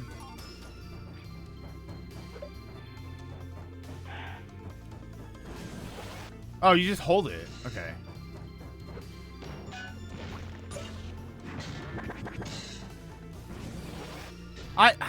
Okay. Oh my god.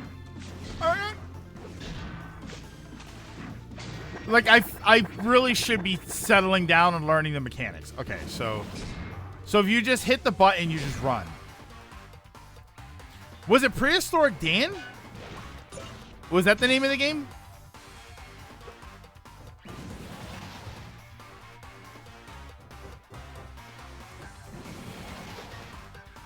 When I jump, he hits the ceiling. Hold on. I think I'm timing that wrong. So what? Yeah. So we got the slide. The slide doesn't do anything else. Jump, and there's no double jump. And when you jump and you hit the button, he does the bounce. When you just hit the button, he does a run. Oh, you have to hit. Okay, you have to hit that. Yeah, I gotta learn my rotation. Okay. Oh my god. This is where the muscle memory comes in, like we were saying. I'm just jumping too early. Can you do a slide jump? No. Oh, yeah, wait. Okay, wait. I think that'll work. Okay. Literally doesn't do that.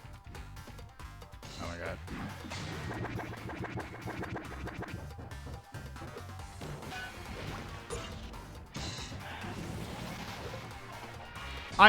Okay. Yeah, spin, slide, jump. Okay, so hold on. So do I want to slide? Oh, no, wait. So I want to slide, jump. Okay. Nope. I'm jumping too early. I'm definitely jumping too early.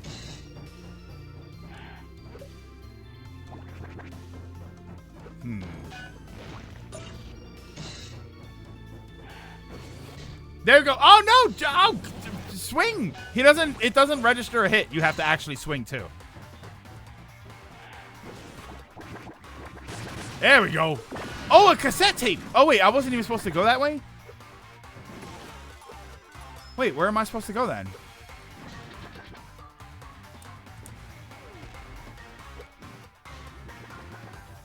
Huh?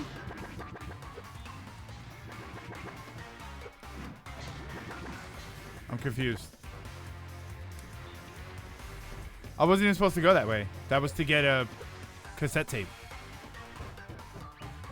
There's a door. Oh, right there. Okay. I couldn't tell with those blocks if I was supposed to pass through them or not.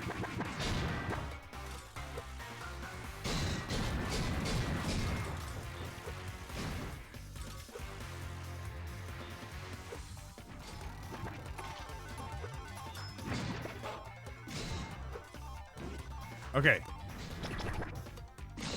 Oh, you're supposed to hit that again. What's here?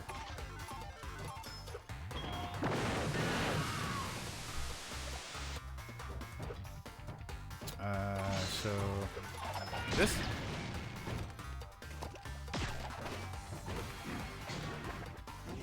Oh no! Stop! Stop! Stop!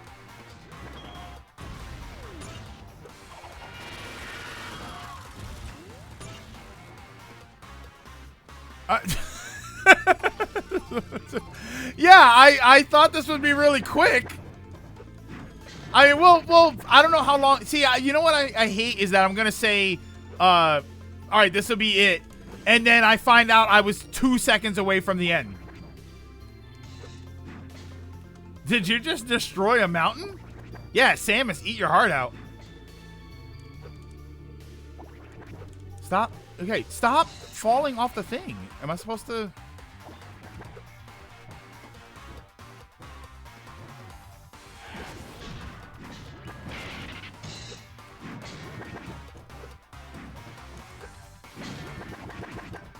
Huh?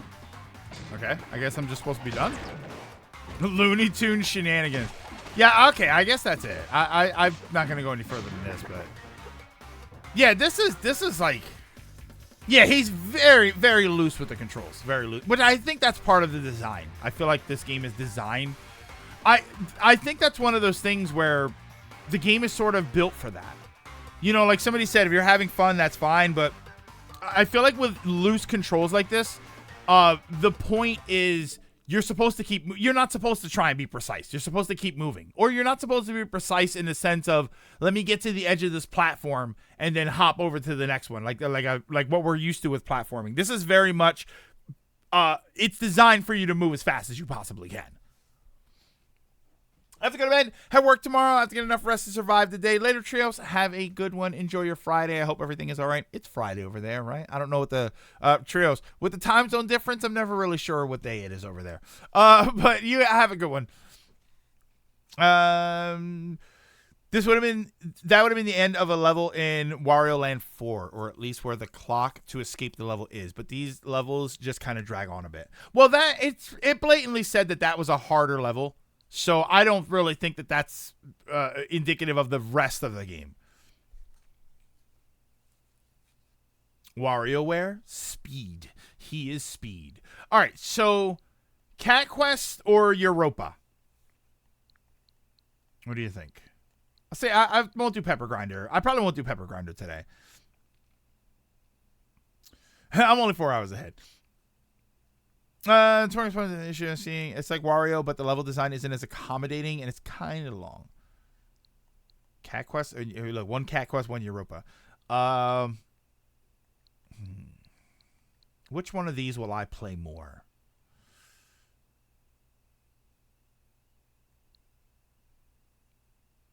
Europa, yeah, let's try that. We'll go to Europa. Yeah, just to move to the polar opposite.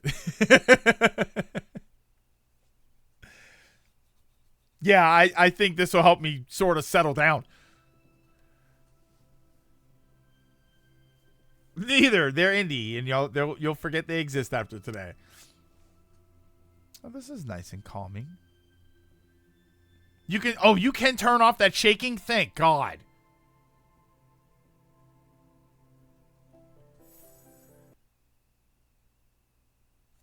I feel like now I'm not moving fast enough. Try to imagine what it would be like to go to sleep and never wake up. Now try to imagine what it was like to wake up having never gone to sleep. That was when you were born. What the hell? That was profound as F. From time to time, I ask myself. It's like an Alan Watts game. To miss something you've never known. LSD simulator. Let me rephrase.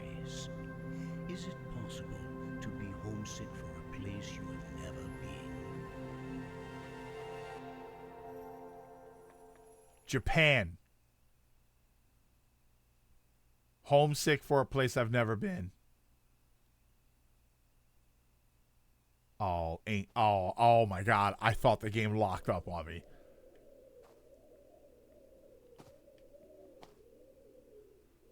Is this an emotional journey? I think it's gonna be. My son, I feel like I don't want to run. but I think I have been homesick for Europa my whole life.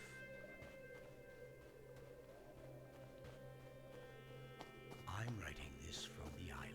He just woke up after 100 years sleep. It's like nothing else I've seen.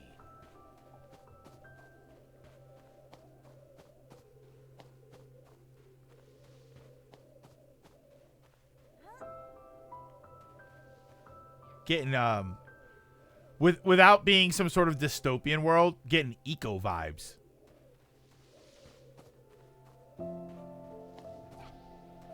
What the hell? By the time you read this, I'll be gone, and the world will look very different. Oh, you have to charge your jump. But the island should still be there. Okay. Oh, that's interesting. This thing demands. I guess because it's like an anti-grav pod or something on his back. It can't be eco. It has decent controls. You don't like the controls in eco? Come on now. Yeah, it's you charge the jump. Come to the island if you ever get lonely. Oh, brother. Hold on. Come here.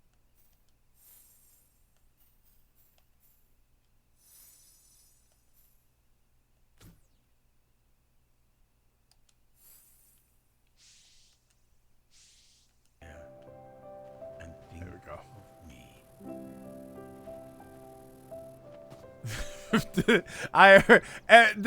The amount of times in my life I have moved a camera and it immediately went to the settings always kind of makes me chuckle.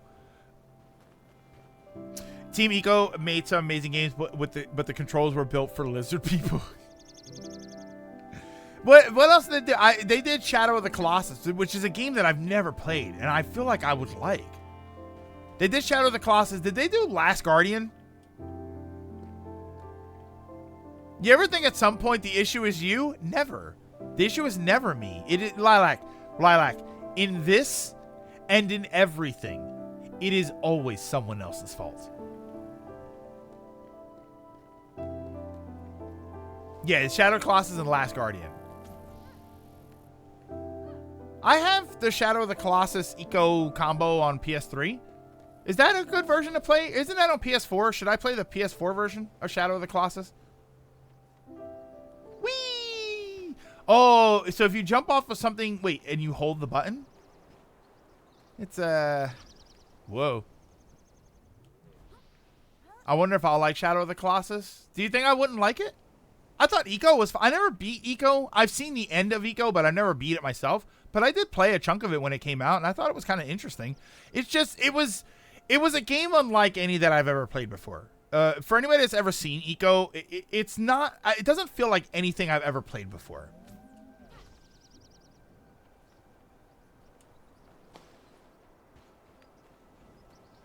Now you got me curious about it.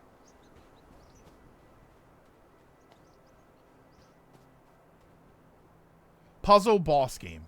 I don't think I would hate that. PS3 Shadow of the Colossus, they broke the grip system. The Shadow of the Colossus PS4 has the issue of the art style being lost. What do you mean? Whee! We're the protagonists of our lives. It can't possibly be him.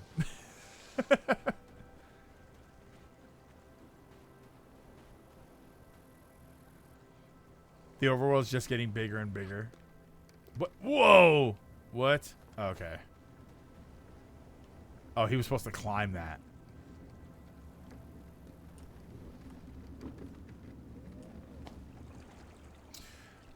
Team Eco's biggest strength and weakness. It's like nothing I've ever played before. It's like nothing I've ever. Yeah, like if you're, it basically Dragoon. They built in the concept of it being unfamiliar to you.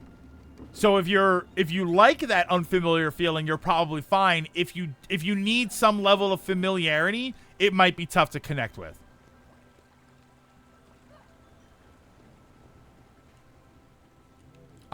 Okay, so wait. So if you just don't...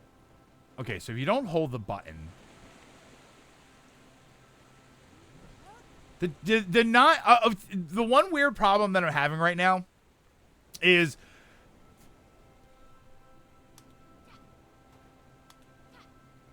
Can you see it? I don't know how well that comes through. There's because of the way the jumping works, like you press the button to jump and then you hold it to power up, there's a bit of input delay. And I don't think that it's unintentional. I think that it's meant to be that because of the way the controls are. So it feels like there's input delay. Like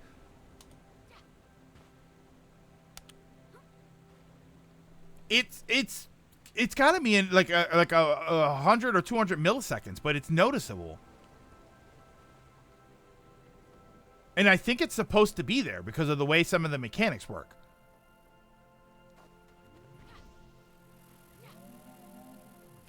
Like the flying and the floating and stuff. Like if you walk off of a ledge and you're holding the button, you don't jump, but you glide. It has surpassed my expectations in every way, this place. I don't know what I expected. It's the prettiest looking water I've ever seen in my life. It's given me a few days to adjust, but I can't make my mind believe that this is real. The air tastes like water, and the water tastes like wine. Then the wine tastes like air, because there is no wine. Paradise. Seneca, it's that, and often they control, as someone said above, like lizard people, or maybe the N64 controller, N64 controller will work here. My expectations in every way. This place. Stop. It has surpassed my expectations in every way. This place. I don't know what I expected. They've given me a few days to adjust, but all right, so let's go this way. I can't make my mind believe that this is real. Whee! The air tastes like water, and the water tastes like wine. The gardeners have turned this place into a paradise. Anything there? I don't mind slogans for platformers. I played DK64, but input delay is a turnoff. What's this about free wine?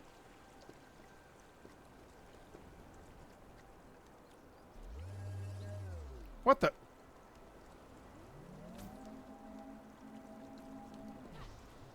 Okay, so you charge up to fly up, and then you hit you have to let go of the B button and then hold it again so that you'll glide. Okay. And there doesn't seem to be any restrictions to this.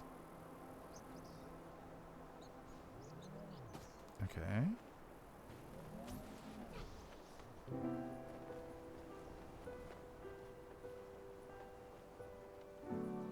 Fall damage? Oh my god, thank god. Kind of what you said. Probably don't intend you to hop around, but to charge, jump everywhere. Yeah, I guess that's why. Be different this time.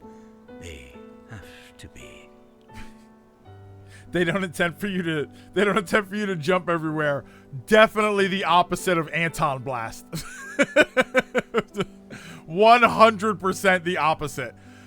It might be short sight. It could be a small delay intended to give you intended so you don't accidentally jump when charging. Yeah, that's why I think that that's why I'm saying, like, I think it's intentional. I think that the this input delay, I don't think this is an oversight or a development problem. I think that they're meant to put that in there so you're not accidentally doing things. Hello, turtle. Can I do other things? Is there? Oh wait, what's that? We went from hyper to lethargic real quick. Speaking of water, I mean, the water looks fine. I don't know. Oh, the reflection is nice though. I like the reflection. That's a good reflection. Look at that. Look at that. It's Blaze. We call that simulated real-time ray tracing. Speaking of water and wine, it's a key to Jesus Christ from being a server after several incidents involving. He's only supposed to give away water. Can you do other things, like to the turtle? Oh, what's that? That's my shoulder button. That's my trigger button. Oh, I'm guessing there's a mechanic I can't use yet. Hey! Official GVG rating with a party of 22. Hello, everybody from Official GVG. I hope everybody's doing all right. I hope you're feeling well. I hope you're having fun playing some cozy demos. Well, hold on a second here. This is a cozy demo. Anton Blast is definitely not a cozy demo. So, so holy smokes. But I hope everybody is having a good time. I hope you're having a good day. Thank you for stopping in. I very, very much appreciate that. Ignite lanterns to open passageways. Oh, so that's what that is. So GVG, if you're still here, before you run off, what did you think? I'm assuming you were playing some of the demos. Yeah, we're also playing those demos. What a tonal whiplash. Yeah, Anton Blast. People were saying that you guys were playing it and that you thought it was cool. That is just not my game. I don't think I mesh well with that game. It's a lot of energy, and it just wasn't working for me. What did you think of that game?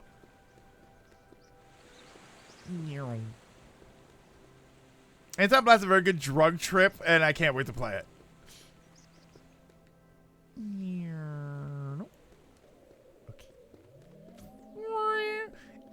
It's a very Tex Avery cartoon on cocaine.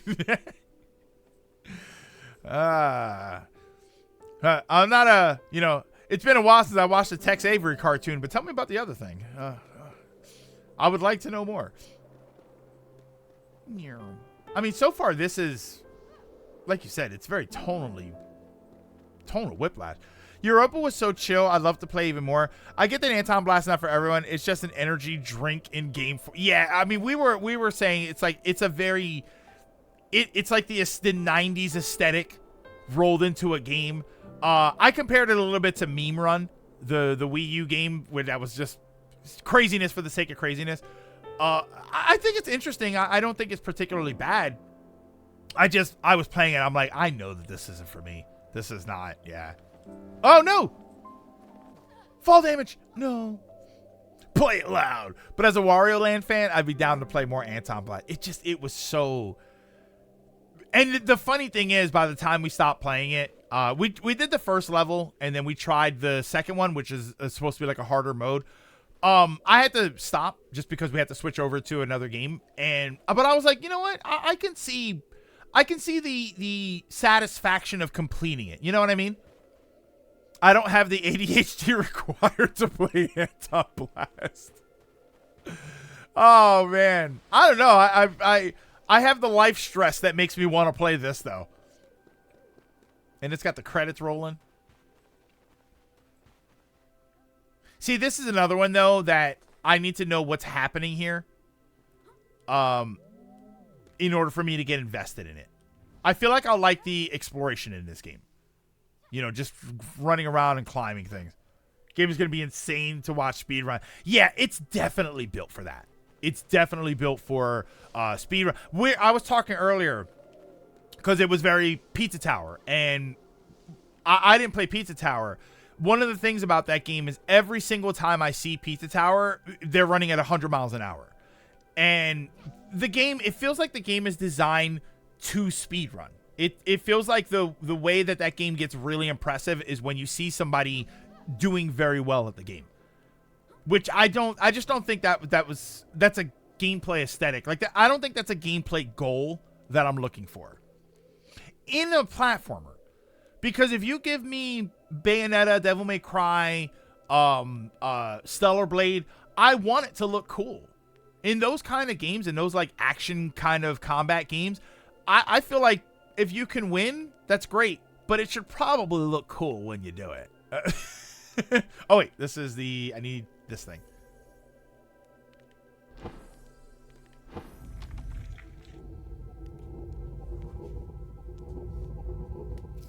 Oh, now we ask, did Uncle ask that tutorial? What tutorial? Was there a tutorial? I mean, do I even need a tutorial? I'm not a games journalist. So. Oh, you can jump and press Y to stomp. Oh, really? On this? The only thing it showed me about Y was you can light the torch thingy.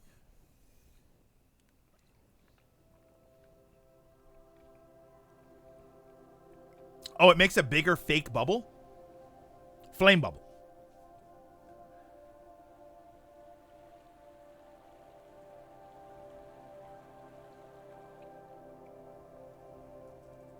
Yeah, I passed the jumping tutorial. What we on now? This is Europa. Okay, so oh, there we go. Oh, okay. I thought the only thing it said about why was why do we exist? It's giving games journalists too much credit. It can get past Cuphead's tutorial. I got some people to pick up, but I hope you enjoy the rest of the demo. Later, official GVG. I don't know who that is on the other end, but thank you so much. I very much appreciate you stopping in. Okay, so can I like? Am I trying to? I'm not trying to hurt anything, right? It breaks my heart that you'll. Oh, what? Oh, you can turn pages. Oh, okay. It breaks my heart that you'll never see our home world, but I can't say I regret bringing you here. It tells you were talking about You're Pizza going to Tower. have everything Oh, I okay. couldn't have. Clean water, fresh air, wide open skies. Everything a child deserves. Butterfly. That's what I want for you. Hello, Butterfly. And you'll have community too. Human beings Oh, are to you not a play thing? with and learn from and grow alongside. Every person here has a different story, but our futures are bound up together now. Don't be scared. I know they're going to love you. Hello? Okay. It got really like...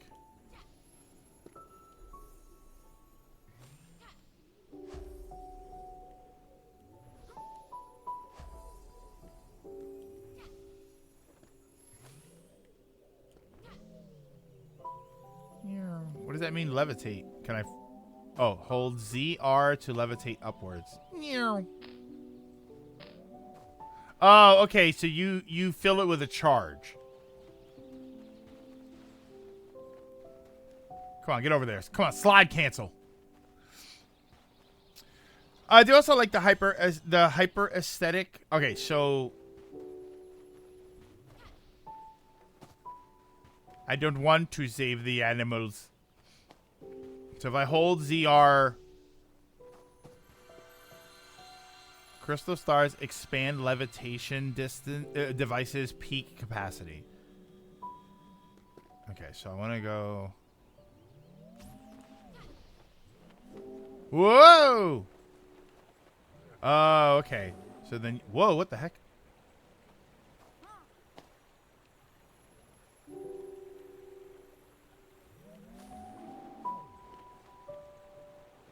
Okay. Oh, so then when you run out of charge, they give you more. Okay.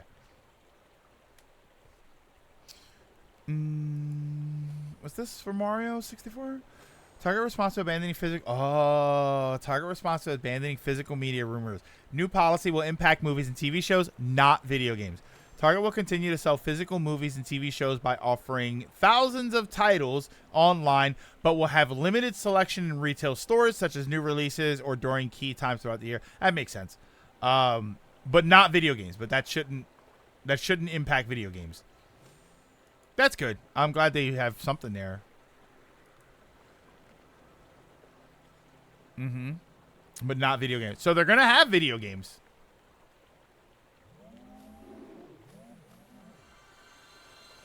These little bubble things are everywhere.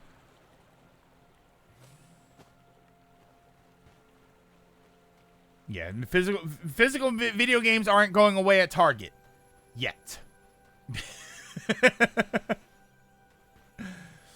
I think Metroid Fusion is my favorite Metroid. I still say Fusion's so good, but I still say Zero Mission for me. Zero Mission, I don't know, something about Zero Mission. I think to be fair with Zero Mission, I think they're both equally good. But Zero Mission, I also have the nostalgia of the first game, so I think it just works great for me. But Fusion is incredible. Like,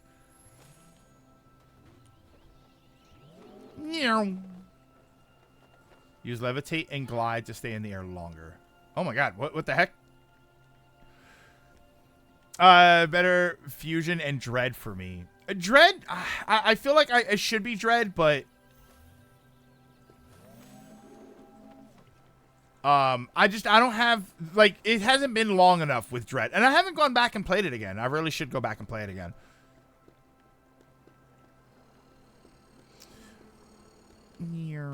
Hello. Little bug thingies. The physical movies that you buy are all owned by companies wanting you to get to their streaming service. Video games still can't get there just yet. Give it 4 or 5 more years. I mean, you know what's funny, Blaze? I agree. And, oh, look at that. Finally got to the beginning. I agree. And it's funny that you say that because when I go to Best Buy or when I go to Target, what shelf is lacking in video games? Xbox. Switch usually is okay. PS5 is sort of there and not there. It really kind of depends on where you're going. I feel like Xbox is always pretty empty. And who has the best game streaming service? Right? So it's kind of funny. It's funny that you say that and then there's evidence that Xbox is doing exactly that. Ooh. Oh no! It's always PS4, PS5, and Switch games. They're lacking in the one that is trying to sell you their streaming service. I think that Dread hit an overall better balance of free exploration and guided moments. Something I think even as good as they are, Zero Mission and Fusion struggle with on opposite sides. No, I don't. See, I would disagree on. I think I would disagree on Zero Mission more, but I would disagree on both of them because I think both of them tell you exactly where to go. You know, they give you the markers on the maps. They give you an idea of where to go. I would say that maybe it's a bit more rigid in that you have to do to an extent what they tell you to do. If that unless that's what you're saying. Because you're right, they do kind of give you the idea, but they give you a bunch of exploration. Whereas Fusion and Zero Mission, they tell you to go here, and they do kind of lock out the other areas. Problem with Dread is I can't get used to the joystick in a 2D game. Yeah, that's always kind of tough for me. You can't use D-pad for that game either. I don't think Zero Mission and Fusion struggle on it, but I agree that Dread handles it better. Fusion, I think, is too guided, and while I think better, Zero Mission can be too loose on how to... Yeah, Zero Mission is too loose on how to get there. But I like that. I like the fact that because being a little bit loose on how to get there means that I still get the satisfaction of discovering. Like you said, Fusion, go here, and then you go there, and you're there. Zero Mission, go here, but I don't really know how to get there. So I have to figure it out. And I get that satisfaction of, and maybe that's what I like about it, is that I do get the satisfaction of, oh, I have to figure it out.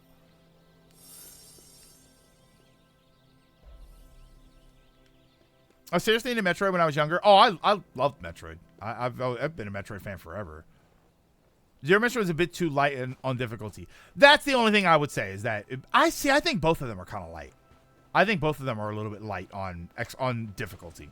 And obviously there are ways to make the game harder and there are harder modes and stuff, but I feel like both of them, but again, it's hard for me to judge that because I've also been playing Metroid games a long time. You know, I've been playing them since 1. So it's hard for me to say, yeah, that game was really easy. Yeah, because I'm incredibly familiar with it. Some say that humans brought life to Europa. If you ask me, all we did was unlock the life that was sleeping within. Hey, he said this thing. He said that in the beginning. He's saying the thing. Where this one succeeded. It can only be that Europa holds some innate capacity for life. Okay. Thank you, sir. Thank you, fake Alan Watts. Fusion is way more challenging in the beginning. I played Fusion and Zero Mission when they came out and definitely say the former was harder. Especially with the boss fights. Yeah, I like this guy. I feel like I'm listening to Alan Watts when he talks. I don't know if you ever remember that game that came out, I think it was on PS4, called Everything. And it was a very bizarre game, but there was this voiceover work of this guy sort of talking about life in general, and it was very existential. There was a lot, like, I never got to play the game.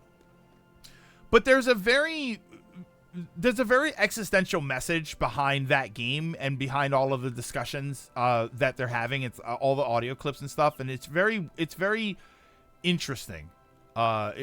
You think a lot when you play that game and when you listen to it or when you watch it. Like I watched Game Grumps actually play it, and it's very much like that. It's very much like you're meant to listen to it and sort of think about existence in general. I don't think Super Metroid was that hard. I just don't know where to go after the first boss. Super Metroid, see, Super Metroid was a good balance. Super Metroid, I think, was kind of interesting. Even without the telling you where to go, there was multiple ways that you could go.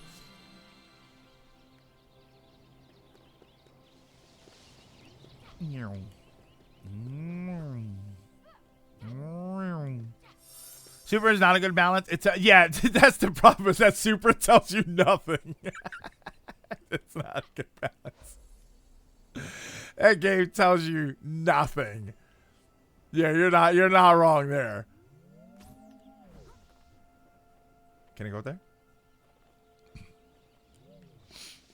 I would say Super was definitely harder than Zero Mission. Oh yeah. Super is very clearly the harder game for the exact reason that it doesn't tell you where to go. As I said about Super, I think you can go too far with Freedom, and with Zero Mission, I found myself getting lost too often. Even with some help, Dread I think does a much better job pointing out the direction without saying "this way, dummy." And Fusion, while I adore it, is far too happy to be like, "Don't worry, I'll draw you a line to follow." I got lost a couple of times in Dread. I think there were a few moments where I ran around not being sure exactly what to do, which, doesn't mean a lot because it's me. Oh, I need to find 3 Wisp. Super, it gave me so much crap I couldn't even finish it. Yeah, I got lost in Dread a lot. I definitely did. Oh wait. Sounds like someone needs to say, see the local freedom officer. Look at the gardeners. They came to this moon as mere tools to prepare for our arrival. But through 1,000 years, they've evolved into a whole ecosystem mimicking the biodiversity of old Earth. I can't wait to learn more about these creatures, to live among them. They're our family now. Whee! Freedom and stuff, yeah. Super Metroid didn't hold your hand or give hints. What makes this surreal environment real. It sucks that you don't know where to go, but you're venturing into the unknown and eventually figure out what to do. The other thing, and I've said this before about retro games, is that while you're right, I mean, it definitely doesn't tell you where to go. I mean, Super's kind of teetering the line. One thing that I've often said about games like that is it doesn't tell you where to go, but the game itself isn't very large. So, like, okay, it doesn't tell me where to go and I'm getting lost.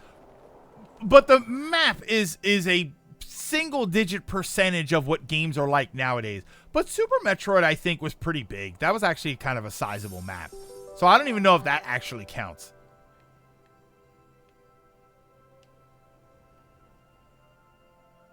What's this? That is the same VA from that game? Wait, who's the same VA? Is she going to be at Too Many Games? Oh, brother. Where am I going? Wait, isn't this where I want it to be? Oh, there. I finally beat Super. I didn't feel like what fine. I felt like, thank God it's over, which is a shame because I finally finished Fusion. I was like, amazing. And beat Zero Mission and thought a bit confusing, but still good. But still fun. What is this? Is it a hot take to say Metroid Dread had the worst soundtrack? I don't know. I want to say I don't think it had a bad soundtrack. And again, it's hard for me to sit here and say like Super Metroid soundtrack was better when I've been playing Super Metroid for 30 years. And I played Dread through twice.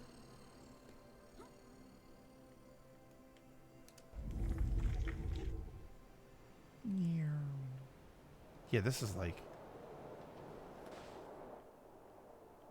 so calm.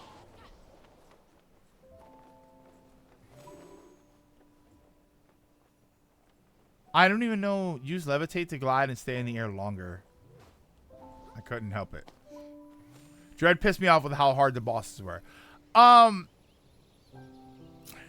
only thing I would say about the Dread bosses, I definitely thought Dread bosses are kind of weird.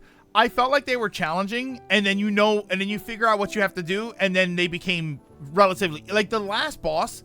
I was beating my head against the wall trying to beat the last boss, and then once I understood every phase, I felt like I could do it with my eyes closed. It was a strange dynamic, and I think a lot of the bosses kind of felt that way. I felt like I was beating my head against the wall with some of them until I figured out what to do, and then it felt like I could breeze through it without trying. Yeah, once you get the rhythm, they were all pretty smooth. The one thing I will say, and this is sort of a hit or miss how people feel about this, you really have to engage in the mechanics. Like, sure, you can probably beat the boss without doing some of the guard deflecting or whatever, but it's the difficulty is designed for you to be doing that, and not really set up for it. Doesn't really feel like a play your way kind of experience. It feels like we give you these mechanics, you have to use them, which is, you know, that's kind of a hit or miss. Some people don't like that. Some people prefer that. So that's just it's just kind of an observation that I feel with it. A Mega Man game with no recognizable soundtrack nor stage music is a huge red flag.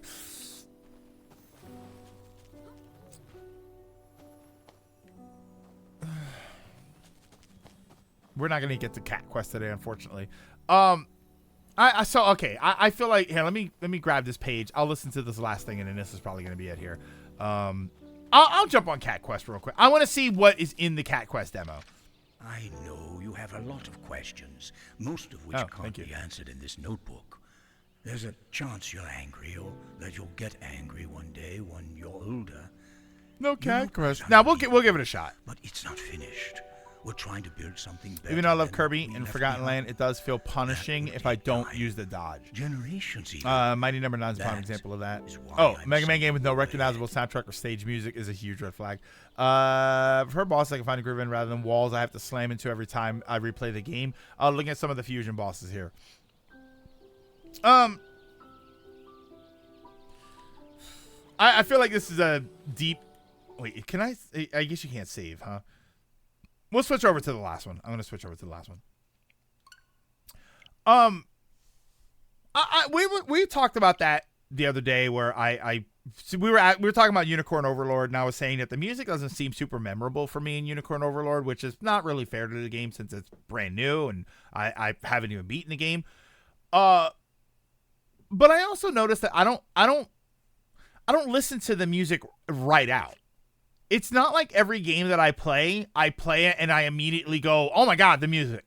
It's usually the graphics, the gameplay. If there's voice acting, it's the voice acting and the quality of it and the delivery and stuff. And then when I feel familiar with everything, then I kind of notice the music. Unless it's a very up-tempo sort of thing, or it extremely fits the scene well, or there's vocals. Something about vocals always not vocals specifically, but like choir. You know, when you hear the game music and you're like, okay, that song, you know, the song's good, whatever. Once you hear like the wait a minute, hold on, we got a boss here. Yeah, music is a big part for me. The music often can tell a story, and I'll notice it when the music fits the scene perfectly. I'll notice that. But it probably takes, I would say, on average, it usually, unless it's a very standout song, it usually takes me a couple of playthroughs before I really pay attention to what I'm listening to. Gather round, mateys, and listen to the tale of the most legendary treasure. Would you say that music in games has gotten too complex? Songs pre-early 2000s usually were limited by their hardware, so simple and memorable music used to be a must. Now the music is just there, not something to grip you and stay in your ear afterwards. It's definitely gotten more complex, obviously. But them seekers, fearful of sharing its mighty power, concealed the North Star, so no other soul could lay claim to it. Years drifted by. And as ye be aware, Sometimes it feels a little overproduced. It feels like they put. and legend be the makings for some fine pirate treasure, eh? I don't know. It's because sometimes it does. Sometimes it feels like there's too much here. There's too much, and it's a little overwhelming. It feels like I'm supposed to listen to the music. Yeah, I don't know. I think it's good music.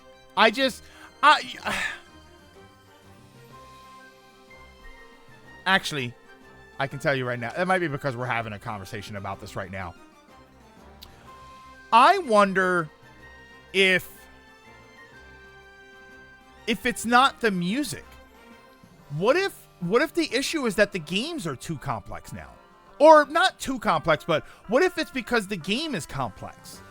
You know, when you have a simple game with a simple premise, simple graphics, not a 1,000 mechanics that you're paying attention to, not Anton Blast where there's a million sound effects flying at you all the time. When you have that sort of scenario, you can enjoy the music more. But nowadays, games are wildly complex. You're paying so much attention to every aspect of the game. The graphics are completely in your face. You've got 12 buttons and 77 button combinations that you got to worry about. There's a gigantic story that you have to pay attention to the details or you're going to be lost. There's all of these things going on. And you're going to lose something somewhere. So ultimately, you're probably not going to pay attention to the music the first time through. It's going to fit the scene. You'll notice the ones that stand out. You'll notice when the music doesn't fit. You know, if you're listening, if it's a real dramatic scene, right, a hardcore story, your mom is dying in the game, right? If it's something crazy like that and there's clown music playing, you're going to notice it. For the wrong reasons, but you're going to notice it. But as long as it's a nice, soothing song, it is something that fits emotionally into the scene, it kind of blends into the game and you almost don't notice it. You don't see, what is it? You don't see the trees for the forest. You know, like you see the entire scene together and you don't notice the moving parts. And it's not until later when you're not surprised by the story. You're not paying attention because you need to understand. The graphics aren't wowing you. It's when everything sort of calms down that you can say, man, I played this before, and now the music is really standing out to me. Games expect and demand more of us. We only have so much focus. Yeah, you focus so hard on the game.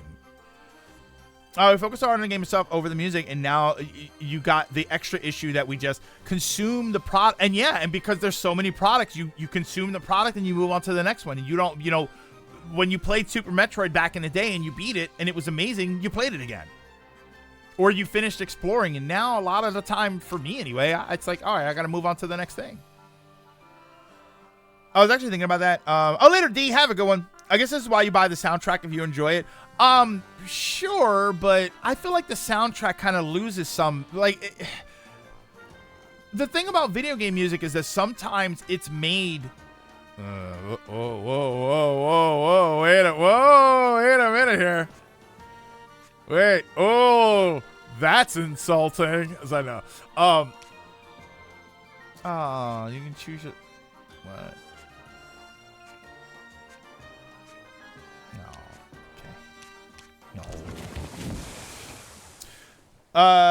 Thanks for thinking about that, because I added the Tears of the Kingdom soundtrack to my phone. Forgot how good the soundtrack is, but it's never the focus because it's not supposed to pull you out except in those big moments. So I didn't notice just how impactful it was at the time. Ideally, the music should be character of its own at times. If done right, it doesn't pull attention, but tell the story when the game doesn't need to.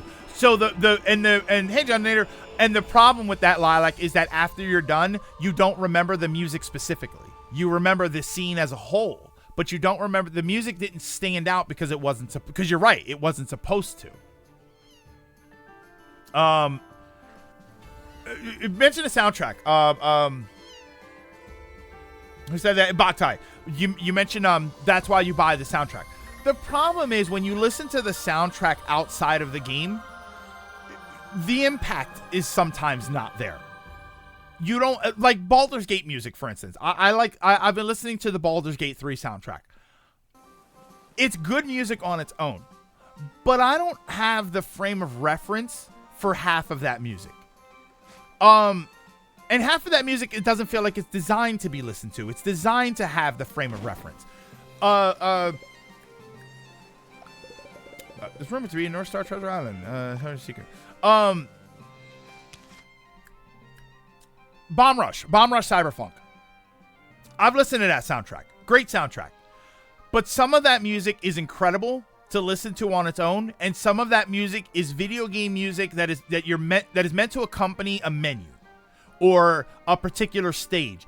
It's meant to fit a scenario perfectly, but not stand on its own. And so without the frame of reference of the game, some of that music is lost on me when I listen to it. Some fantastic individual songs, but some of it's like the instrumental stuff that is meant to be the filler as you're doing something else. It's not meant to be a standalone vocal song. Oh, look at these little guys. Oh, wait. It's Pirates! What's the dodge button? Dodge button is X. B. Why did I say X? Oh, my God. Oh, I was playing PlayStation. That's why. Got my nail done. What's up with this 2D HD 2D post-processing? Jet Set Radio Future OST is the same way. Yeah, some of those songs are really good. And some of those songs are video game songs that are meant to be in menus or they're meant to be somewhere else. Baldur's Gate 3.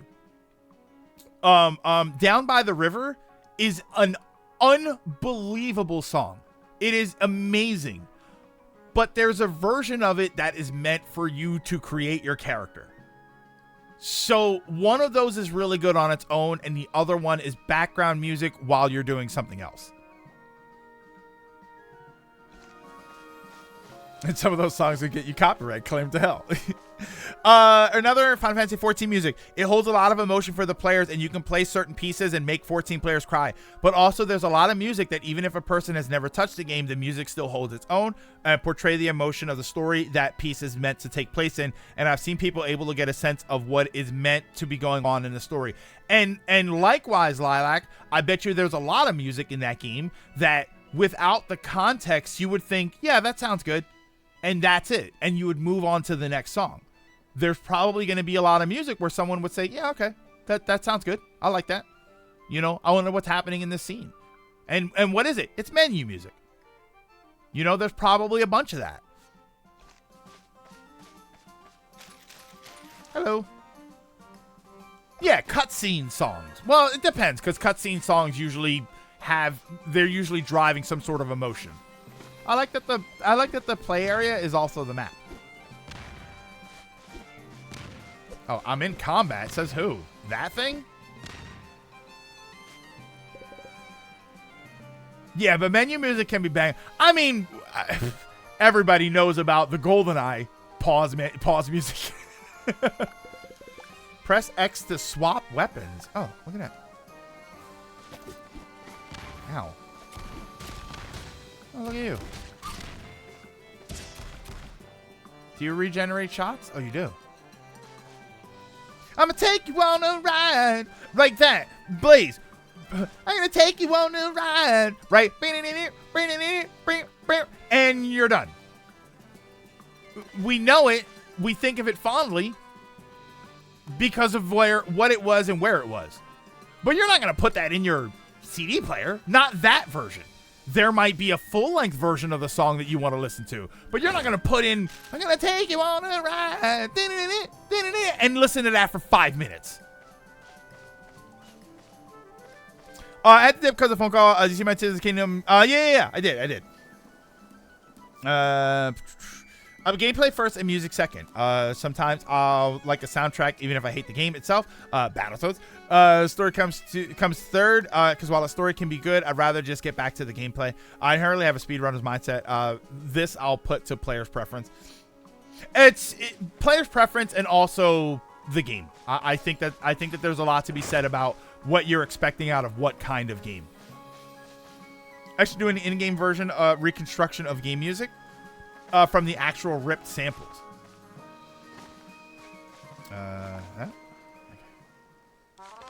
Probably should be paying more attention to this. No problem.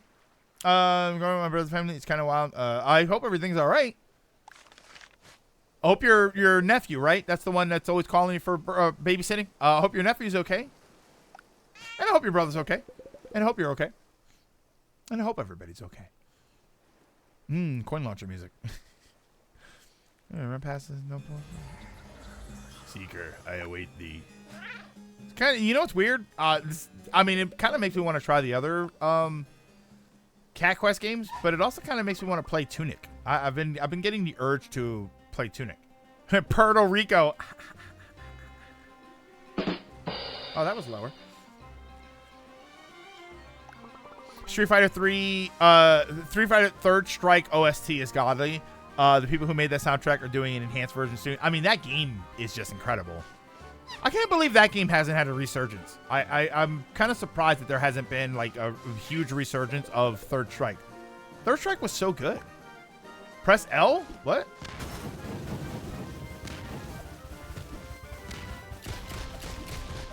Oh, wait. I have to... I don't have any magic. What happened to my magic? Oh, I guess you just kind of... I used to have Symphony of the Night soundtrack. Symphony of the Night, that's a great example. There's a lot of great music in there. Some of it, but I wonder if some of it works because I'm familiar... Like, when I hear it, I think about the game. Actually, Symphony has one of my favorite video game songs ever.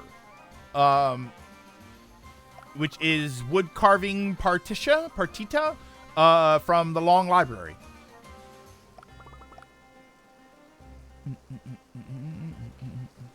I'm okay. They're physically okay. My brother in particular is going through some stuff. He doesn't. Oh, okay. Doesn't share how he feels very well. So it's been interesting. Just be open to him. You know what I mean? I think that's the most important thing is that when people who don't normally open, it's important to understand. It's important so that they feel like, okay, they're not going to give me crap about it.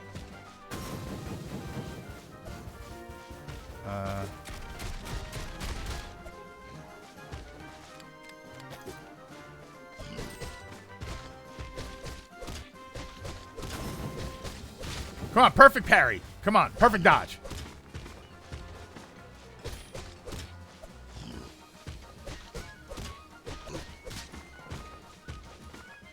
Ah.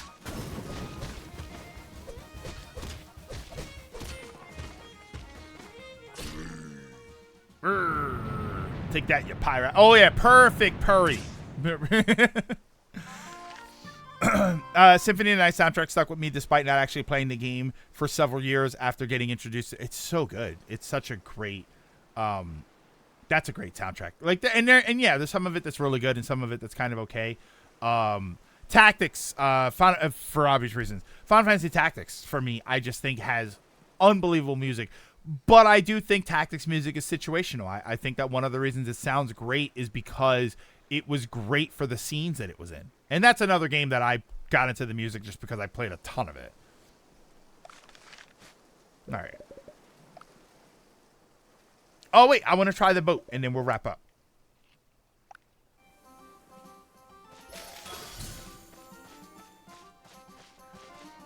I wasn't play Symphony of the Night, but know its music. It's so good. Meow. All right, where's the boat?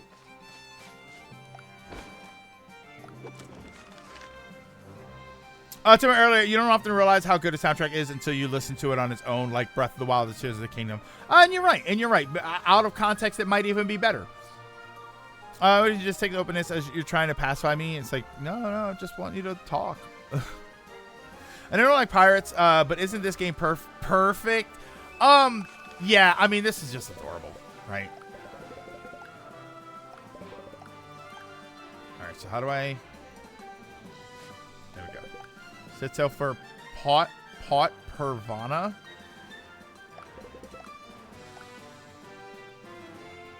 All right, how do I press Y to shoot? L for special shots. And B to boost. Oh, look at that. Whoa! Yes! Take that, Skull and Bones. This is the true Skull and Bones killer.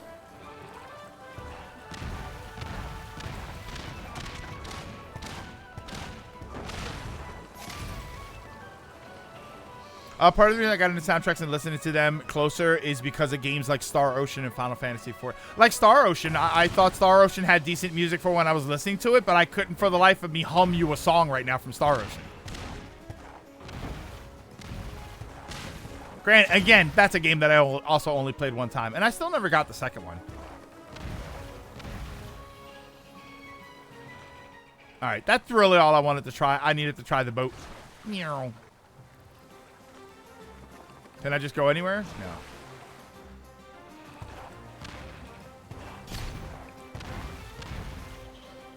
For me, it's because I grew up with Sonic and Mega Man. I mean, and bear in mind, I'm a kid. I've told you this story before. I was a kid that would hold my radio up to the TV so that I could record video game intros. And then I'd have a cassette where I could listen to video game intros of like I had Mega Man 2 and Strider and stuff. Like I had a bunch of video game intros because I liked listening to it. My family thought I was weird because they're like, it's the video game music. I'm like, yeah, it's awesome. Does it sound cool?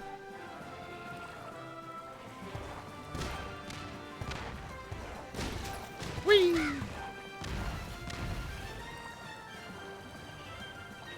I did that with my TV and my old cell phone. Yeah, I used to have I had a little boombox radio that had, the two speakers with the two cassette things on it. And I used to sit there and they had the little microphone. So I'd sit there and I'd hold it up to my speaker and then I'd press start on the game and then I'd press play. Or press record, and then I would record the music. And it was because I thought it was awesome. Okay. I just waited till I got a phone for YouTube. I mean, this is what? 80, 88, 89, right? It's the late 80s, early 90s of me doing this. I would say the late 80s, mid to late 80s. Late 80s is when I was doing that.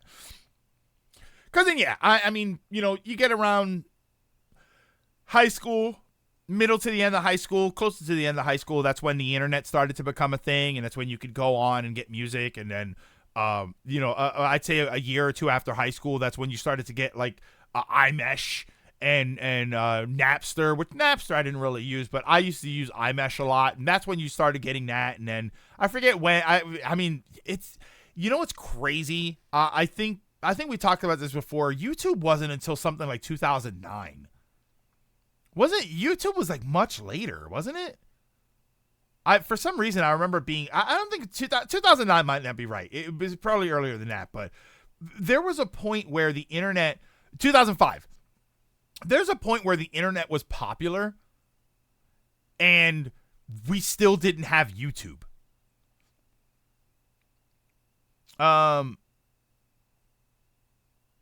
Late 90s, I got spoiled a bit. 1997, like second year, N64. Like, that's when you started to get that. That's when you started. I mean, back then it was, where you went for soundtracks? Where I went for soundtracks? It was called, I think it was called Flying Omelet. I went there for Final Fantasy soundtracks, but they had more. I think it was called Flying Omelet, but that was a website you go to, and they had tons of music soundtracks and stuff. Yeah, we had many different sites collecting things. I mean, that's back in, like, you had, like, Jib Jab, E-Bombs World. You had websites like Cracked, and they would have funny pictures and videos and whatnot. And slowly but surely, yeah, Flying Omelet's a great name. And then, of course, you still had, you had, I mean, and then you started to get, like, MySpace and everything. That's when you started to get the social media stuff, and that it was easier to share and find. And but then, yeah, then you started to get Google. and you started to get, eBay was when you could find all the video games that you wanted. But then Google was where, video game music, and they showed you all of the web pages where you could get that. And then YouTube came out, and you didn't need that. You could just go to YouTube. I wonder what it would have been like, what it would be like. People always talk about, if I could time travel, I'd go back and do stocks, and right, they always do these things. I wonder what would happen if you went back in time and you started a YouTube channel. Right when YouTube started, if you were like, day one, I'm gonna make a channel and I'm gonna make videos and upload, because you didn't make money. YouTube, you didn't make money. I don't remember when you could monetize YouTube, but for years up until then, you could make videos. Day one with the time required to do it. You notice how, and by the way, it would have been much harder back then. Yeah, you couldn't do more than 10 minutes. And think about it. Right now you make a video on your phone and then you upload it to YouTube. Back then it was a whole big to do. You needed the right kind of video camera. You needed a way to put it on your computer, which wasn't very simple. Like, there was a lot that you needed to do in order to get videos. You needed a digital camera, which God knows what kind of digital camera you could get back then. Like, it was a lot to do. At least we had Movie Maker. I have FC mates that used to think I was overthinking when I would listen to the expansion music over and over and listen to the meaning in the songs. Like in Heaven's Ward, the lyrics tell you the story of what started the war with the dragons, about the betrayal of Shiva and Shiva's love for the dragons. It also tells some of what comes in the base Heaven's Ward story. See, that's a bit different, because that now you're getting into like vocals that are part of the experience, that in a different way, and that's not bad. I'm just saying that's where it's like, wow, that's where I learned to appreciate the depth, because not only do I like the music, they clearly care about it. And now you get punished if the video is less than 10 minutes. Lilac, unless the video is about 15 seconds and it's on TikTok. I mean, one of the most popular video sharing sites that created lots of celebrities was Vine, and they were 7 seconds long. They were famous for being 7 seconds. That's the death of our attention span. Okay, give me 1 second here. People like to say, TikTok. Thanks to TikTok, people don't know how to pay attention for longer than 30 seconds. Vine gave us 7 seconds. Vine taught people you've got 7 seconds to make an impression on people, or you've lost them. That's where that started. Let